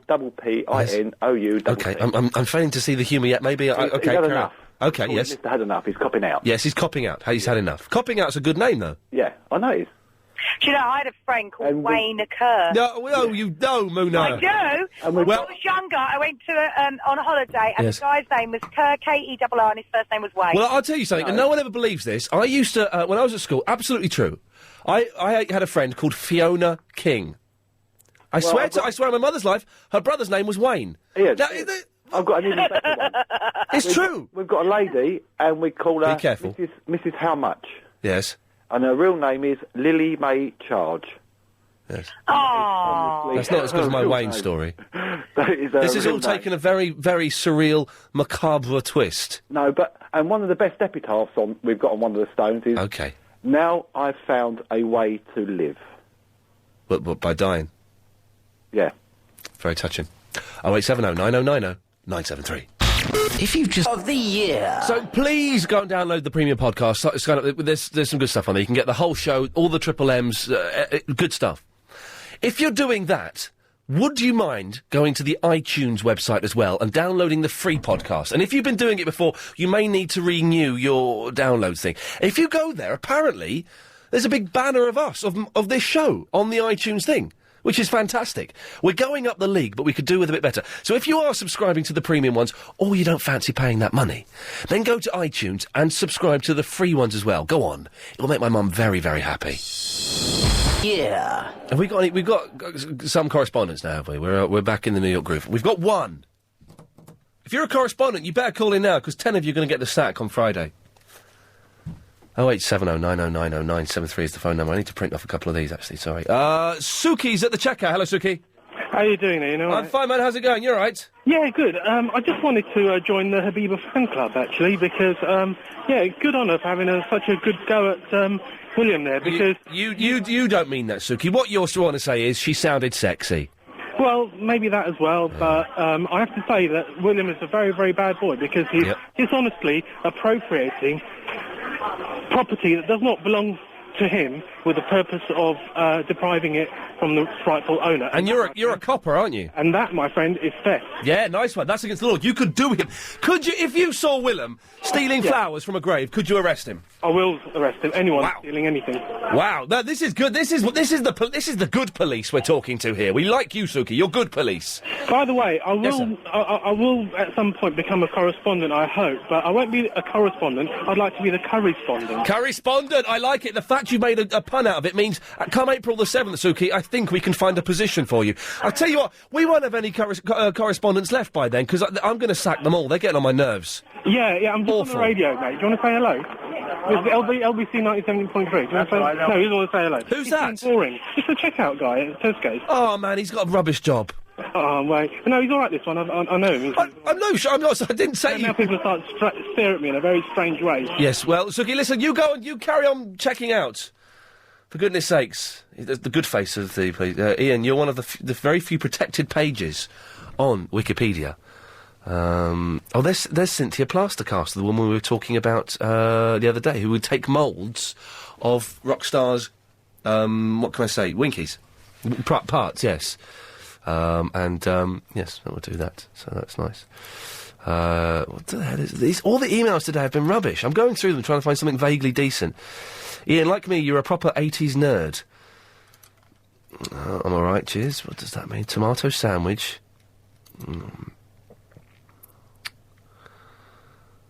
Okay, well, let's see. It's disappointing. I've got a minute and a half to kill.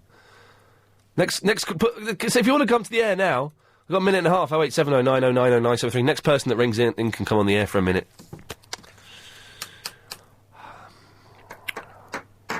That didn't work, did it? Oh, 7 seconds delay, of course. Okay, let's give it...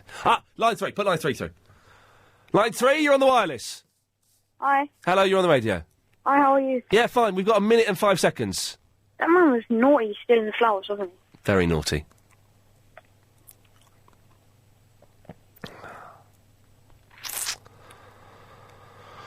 That didn't last very long, did it? Line 4, you're on the wireless.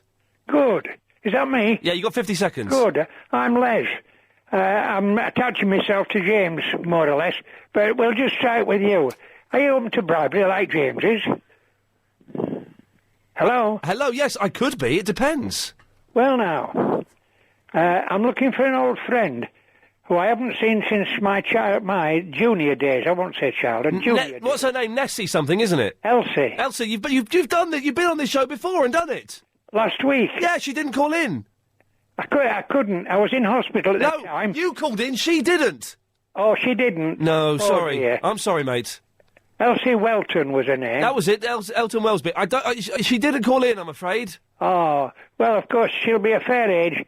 I'm 83, so Yes. she might be a year older than me, or Yes, heaven yes. forbid she might have passed on. But yes. she got married. Yes. This is why I lost touch. I know, you told us all this the other week. Yeah. Yes. And in consequence, I don't know a married name, you see. No, well, fingers crossed, but I fear the worst. It's 5:38. Oh, dear. Oh. It's time for the daily 5:38 Daily Correspondent When do we do it? Brought to you every day. Thank you. Daily. Steve, the video games correspondent, says, Ian, FIFA Street 2 is the best-selling game of last week. I blame the chavs. Hi, this is Simon, the transport correspondent. I'm just letting you know I'm just starting a little investigation on the averaging cameras at Lower Thames Street and Tower Bridge because a taxi driver that I was moaning to about speeds and things in London thinks that the signage warning that there's a camera ahead is illegally posted because it's got a yellow background. Problem is they are in the City of London, who are law unto themselves, but I'm just about to start checking into it and hopefully find out that those things are illegal, in which case LBC will be the first to know. Bye! Good. Oh, that's good. That's exciting. Raptor X, the iTunes LBC League update, says that this show is now ranked 33 in the league. And Ian, you are featured on the podcast bit of the iTunes software. Here's a screenshot and a link. Thank you very much, Raptor X. Oh, is that it? We got none left. We had. Let me get this straight. We had one correspondent call in today. out of 50 correspondents. One called in. Tomorrow, 10 correspondents get the sack. Oh, very, very naughty.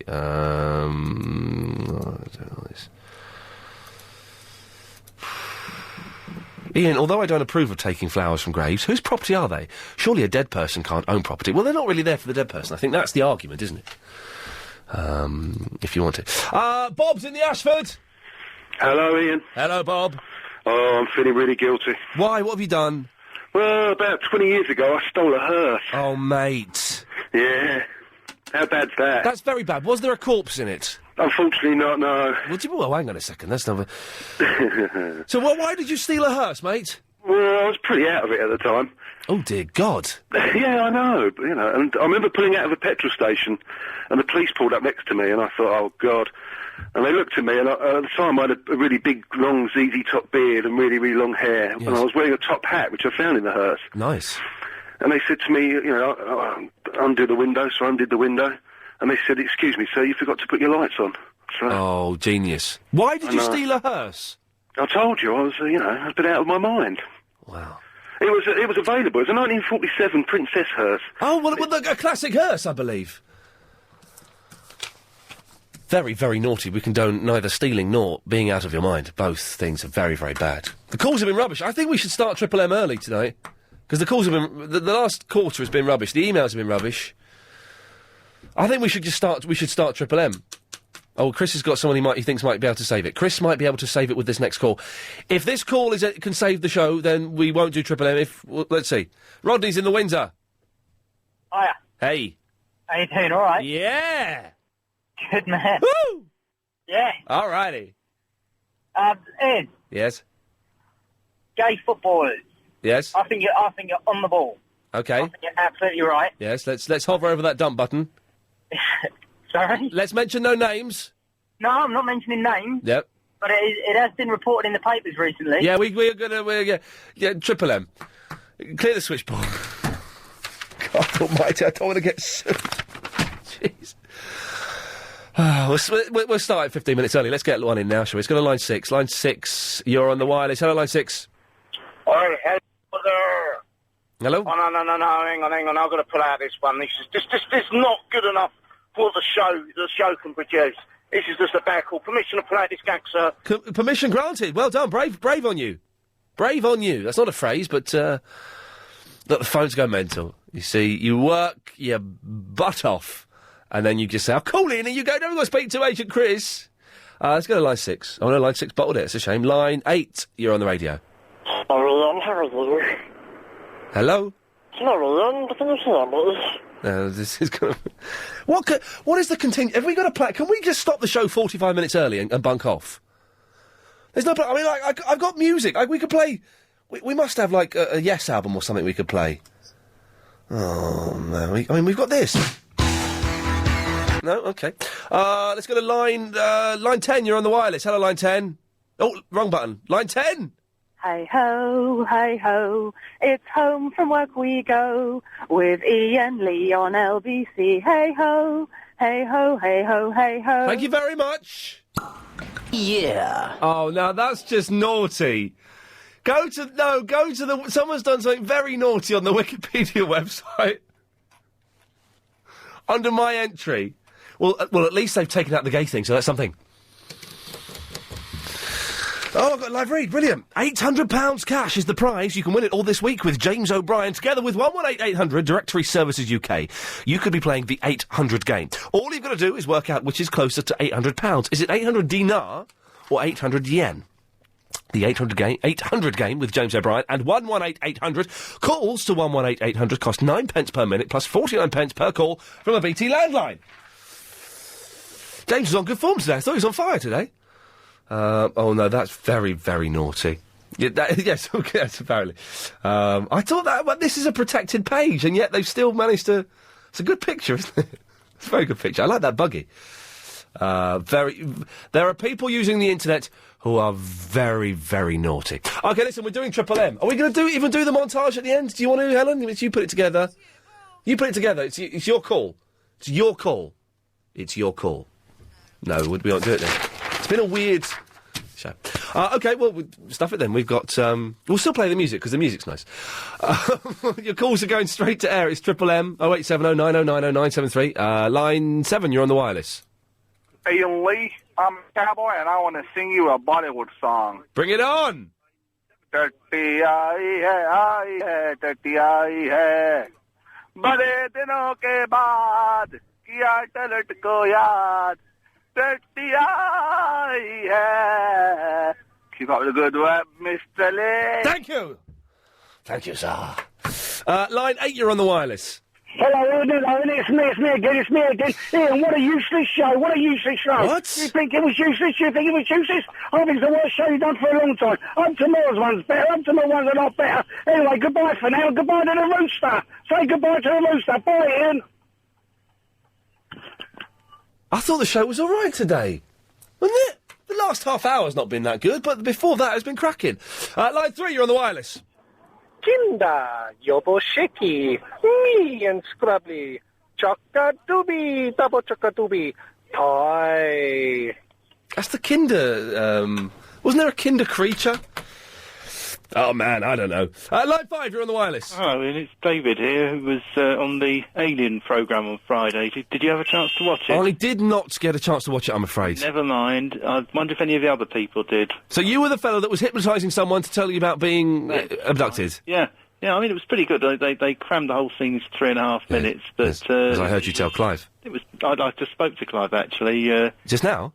No, yesterday. Oh, yes, no, I heard you on Clive's show talking about it as I pulled into a garage to fill up with petrol. Oh, that was useful. Yes. So he's going to watch it next week and give me a report. OK. But, let's hope we get some follow-ups. As I said to him, there was only about 50,000 people watched it all day because they don't get many people watching at all. Well, it's the Discovery Channel. It is a start. Yes. It's a start. Fingers crossed, David, we will find alien life living and breathing here. Line 1 is on the wireless. Hello? Hello? Hello, Iain. Hello. How you doing? Yeah, all right. It's been the last half hour's been rubbish, and I'm worried. Hasn't it? Yeah, but up until then, I thought it was quite good. Yeah, I thought it was quite good. I was getting into that Bieber argument. Yeah? I wouldn't say it's not been the best show, but up until about 5:20, I thought it was quite a good show. Like, quite good. It's slightly above average. Yeah. And then the last half hour, it's just gone downhill. It has, hasn't it? Yeah. That's the only reason I rung in. Well... Because it's gone to Triple M. Yeah. Yeah. Yeah. I'm Captain Mauser, by the way. Nice to meet you, Captain Mauser. Line 9, you're on the wireless. Hi, Iain. Oh, hello, mate. How you doing? Yeah, very well. How are you doing? Yeah, right. Yeah. Just going to give you a burst of David Bowie. Oh, Hero. yes, please, yes. Yeah. This will be good. Got to wait for Orange Ball to start to bounce on wood. Was it karaoke? Yeah. Oh. Just coming out, Orange Ball. It's quite a long intro, isn't it? It's green, change it to orange. Here we go. 1, 2, 1, 2. Here we go. I wish you could swim like dolphins. Like dolphins can swim. But nothing ever keep us together. We can be them forever and ever. You've got another 30 seconds, away you go. We can be heroes. Yes, come on. Just for one day. Yeah, let's have it.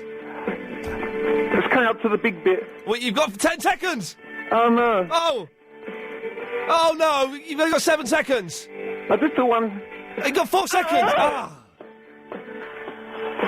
Oh, no. Yeah. OK, taking your call straight to X. The last half an hour has been rubbish. My fault, I apologise. Line 3, you're on the wireless. Iain Lee, come from TV to LBC, 97.3, respect na rude boy, big up, Prax. Thank you, that was nice. That was nice, that was powerful, that was emotional. It was dramatic, it was exciting. It was radio. Line 5, you're on the wireless. Is that me? That's you. Oh, God. All I wanted to know is how do you spell Dealey, Pierre Dealey? It's D-E-E-L-E-Y, I think. All right, also, okay, since you're clever. Well, I just spelled another presenter's name, it's not that clever. Oh, okay. It's But, written in front of me. oh, that's not too clever then. No. What's the music called that he plays on at the beginning of his show? Oh, hang on, I've got it here. You mean this music? This one. This one? That one? No. It's much like... This one? No, it's not that one. It could be... Oh, I know which one you mean. I know exactly which one you mean. Is it, Oh, is it this one? Hang on. Is it this one? No, it's not that one. It's the one that goes... Oh, it must be this one. Ain't it Superman?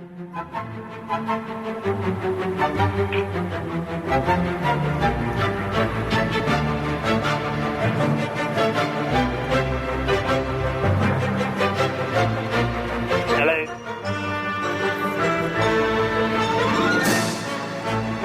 Hello? Ian?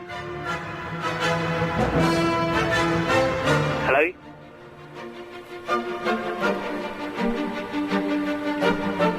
Hello? Hello? Hello? Ian? Ian? Hello, is it Ian? Is there someone else? Oh, hello, Ian speaking here. How can I help you? Welcome to LBC Radio Show. Can I take your name, please? Hello?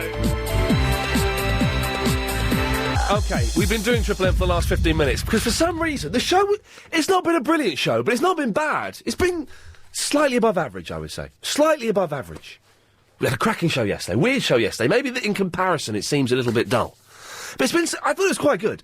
And then at about 25 past 5, it just kind of got really boring and slow, and maybe it's because I'm hungry. I'm very hungry.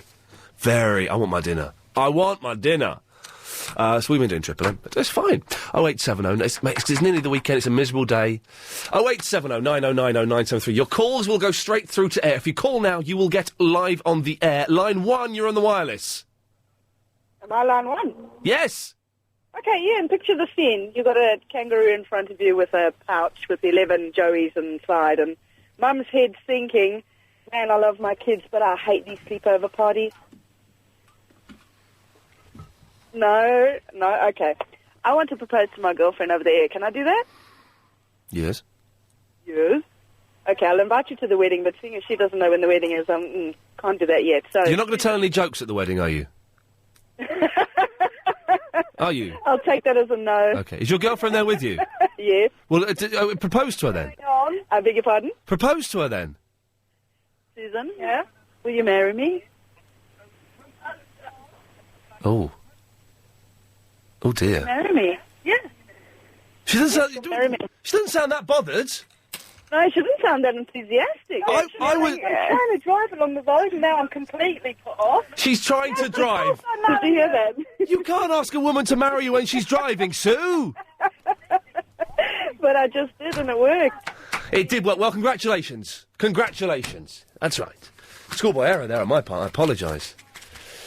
You can drive and put your makeup on, but you cannot propose to somebody whilst they're driving. That's not fair, because they've got to say yes. Just because if they say no, and if I'm driving and I say no, I could get hit. We crash. We die.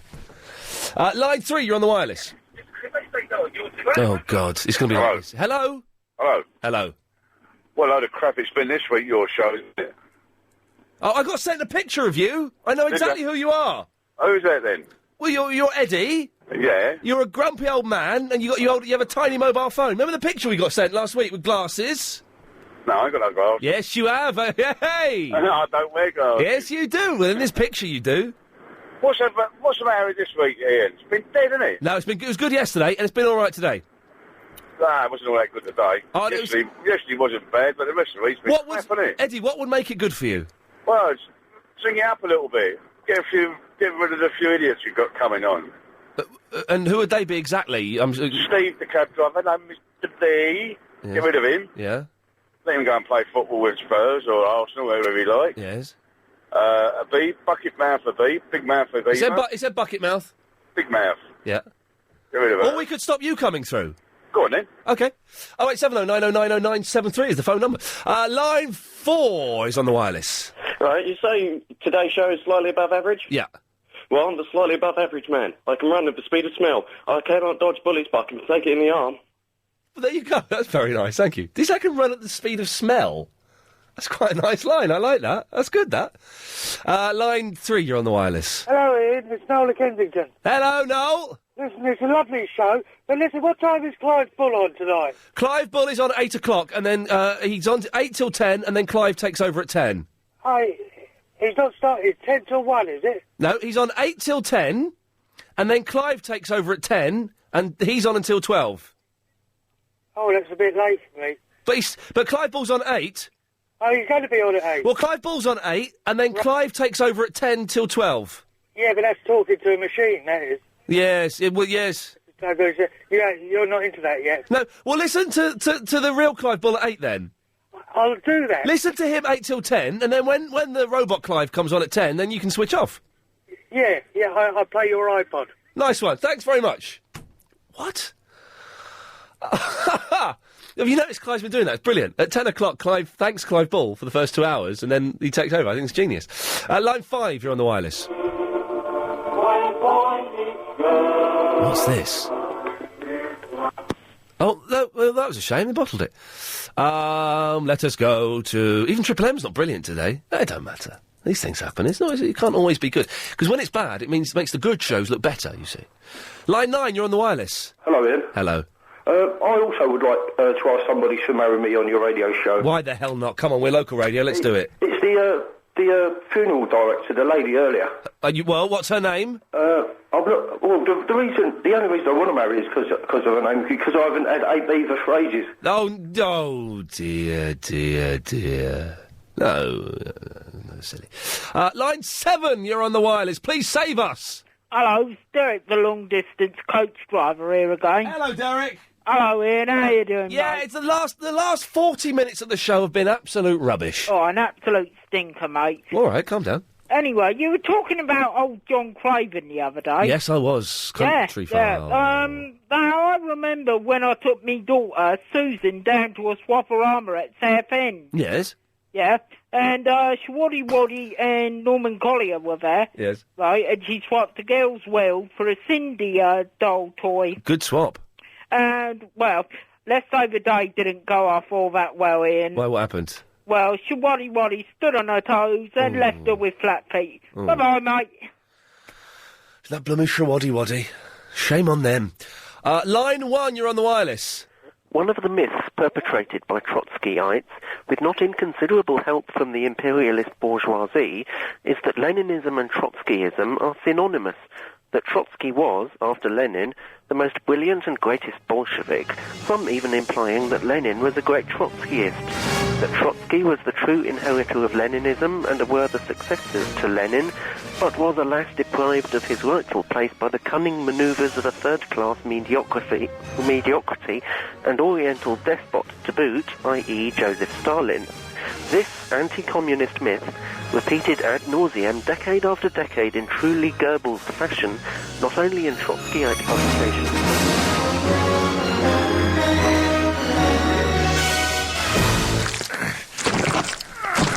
The Presenter of the Year. OK, we've had an email from Olivia. Ian, I never get through on Triple M. It's depressing. Could you please call me? Thank you. Well, let's call her. Better be good. Better be good. Hello? Hello, Olivia. Yeah? Hey, it's Ian Lee. You're on the radio. Hello! Hey, I called you. Just sent me an email asking you to call. What have you got? I've got a burning question for you. OK, I may not answer it. Oh, okay. Well, that might be depressing then. Well, let's see what happens. Are you prepared to take the chance that you might be depressed? Yeah. OK. Oh, I can hear my radio. I'll turn it off. OK, this is good. This is good. MP3 coming up in a second. Right.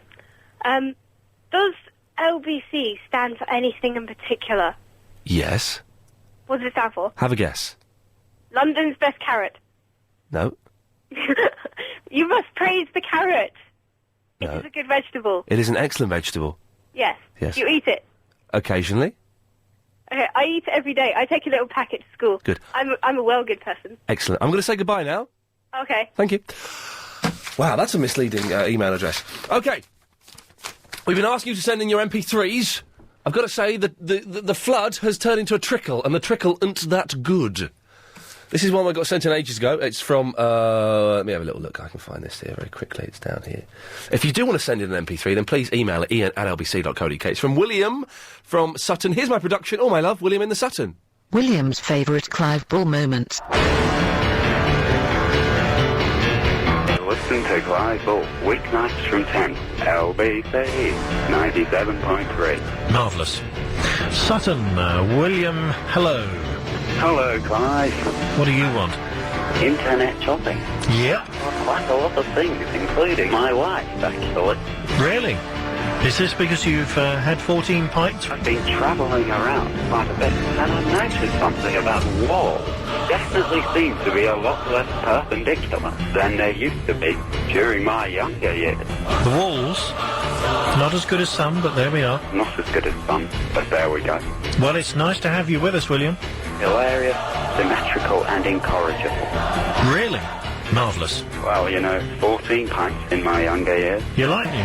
I'm a six-time caller. I know, yes. There are plenty of stupid people who carry out their duty. There should be a sort of smellometer or something. You'd have to kind of have some sort of smellometer, wouldn't you? Are you going to bark all day, little doggy, or are you going to bite? Tempus nonum quo vocavi est. That's what I always say. It means I'm a ninth-time caller. When you get electric shocked, all you can do is pray for a quick death, which you ain't going to get. Very true. Hello, I'm a fourth-time caller. Well done. Yeah, exactly. I was in China. In China? Yeah, you know what? In China, they do not have a Conservative Party. Do they not? No, they don't. I was quite shocked. I imagine you would be, William. Well, it was a brave attempt. Right, that's the best one. That's the best MP3 I had in my folder of MP3s. This is the best one. No, yes. So, I suspect this may not last another week, unless someone saves it. Okay, let's do Triple M and then go home and just pretend today never happened. Line 5! Line 5, you're on the wireless. Hello. Hello there. Is that Ian Lee? Yes, it is. Hello, Ian. Right, I was going to ask a question to the listeners. Okay. Okay. Well, what it is, well, initially I'd like to be your conspiracy theory correspondent. April the 7th? Absolutely. How's that? I mean, would that be okay? April the 7th is when we're opening the doors again. Right, okay. And secondly, I have a bit of a conspiracy theory. Yeah. Is it about David Prever? Sorry? No, okay, carry on. Well, it's in regards to the, Pentagon attacks. Yes. Right, well, okay. Question to your listeners. Yes. Do they really think a 757 actually went into the Pentagon? Wow. But before they answer that, yes. I'd like them to research that. Okay. And also look at all the evidence. Wow, okay. Well, I'm sure that they will do that. Line 5 is on the wireless. Hello, Ian. You rule. That's from Daniel and Wedding. Thank you very much indeed. Let us go to... line 5 is on the wireless. This is my boss. Heart to heart. Heart to heart, but we can't hear it. Thank you very much. When they met, it was Moida.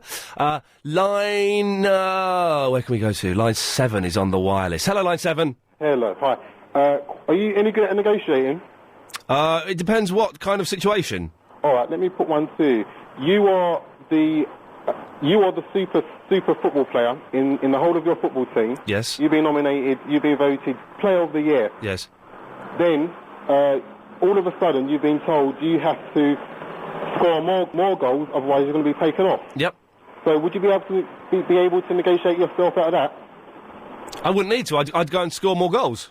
Exactly. Well, that's the situation that you're in at the moment with your 6-month contract thing. You're saying that you need more listeners to the station, but you've just been voted LBC Presenter of the Year. So if anything, you should be given an extension to your contract without having to fight for it. Yeah, I agree with you, but the world of contracts is a messy place. Yeah, I've got the title, but, Line 6 is on the wireless. Tonight I'm at Bayside High School in California. The school was built in 1989 and everybody was saved by the bell. Oh, Saved by the Bell! Screech! Oh, who's going to make it on time?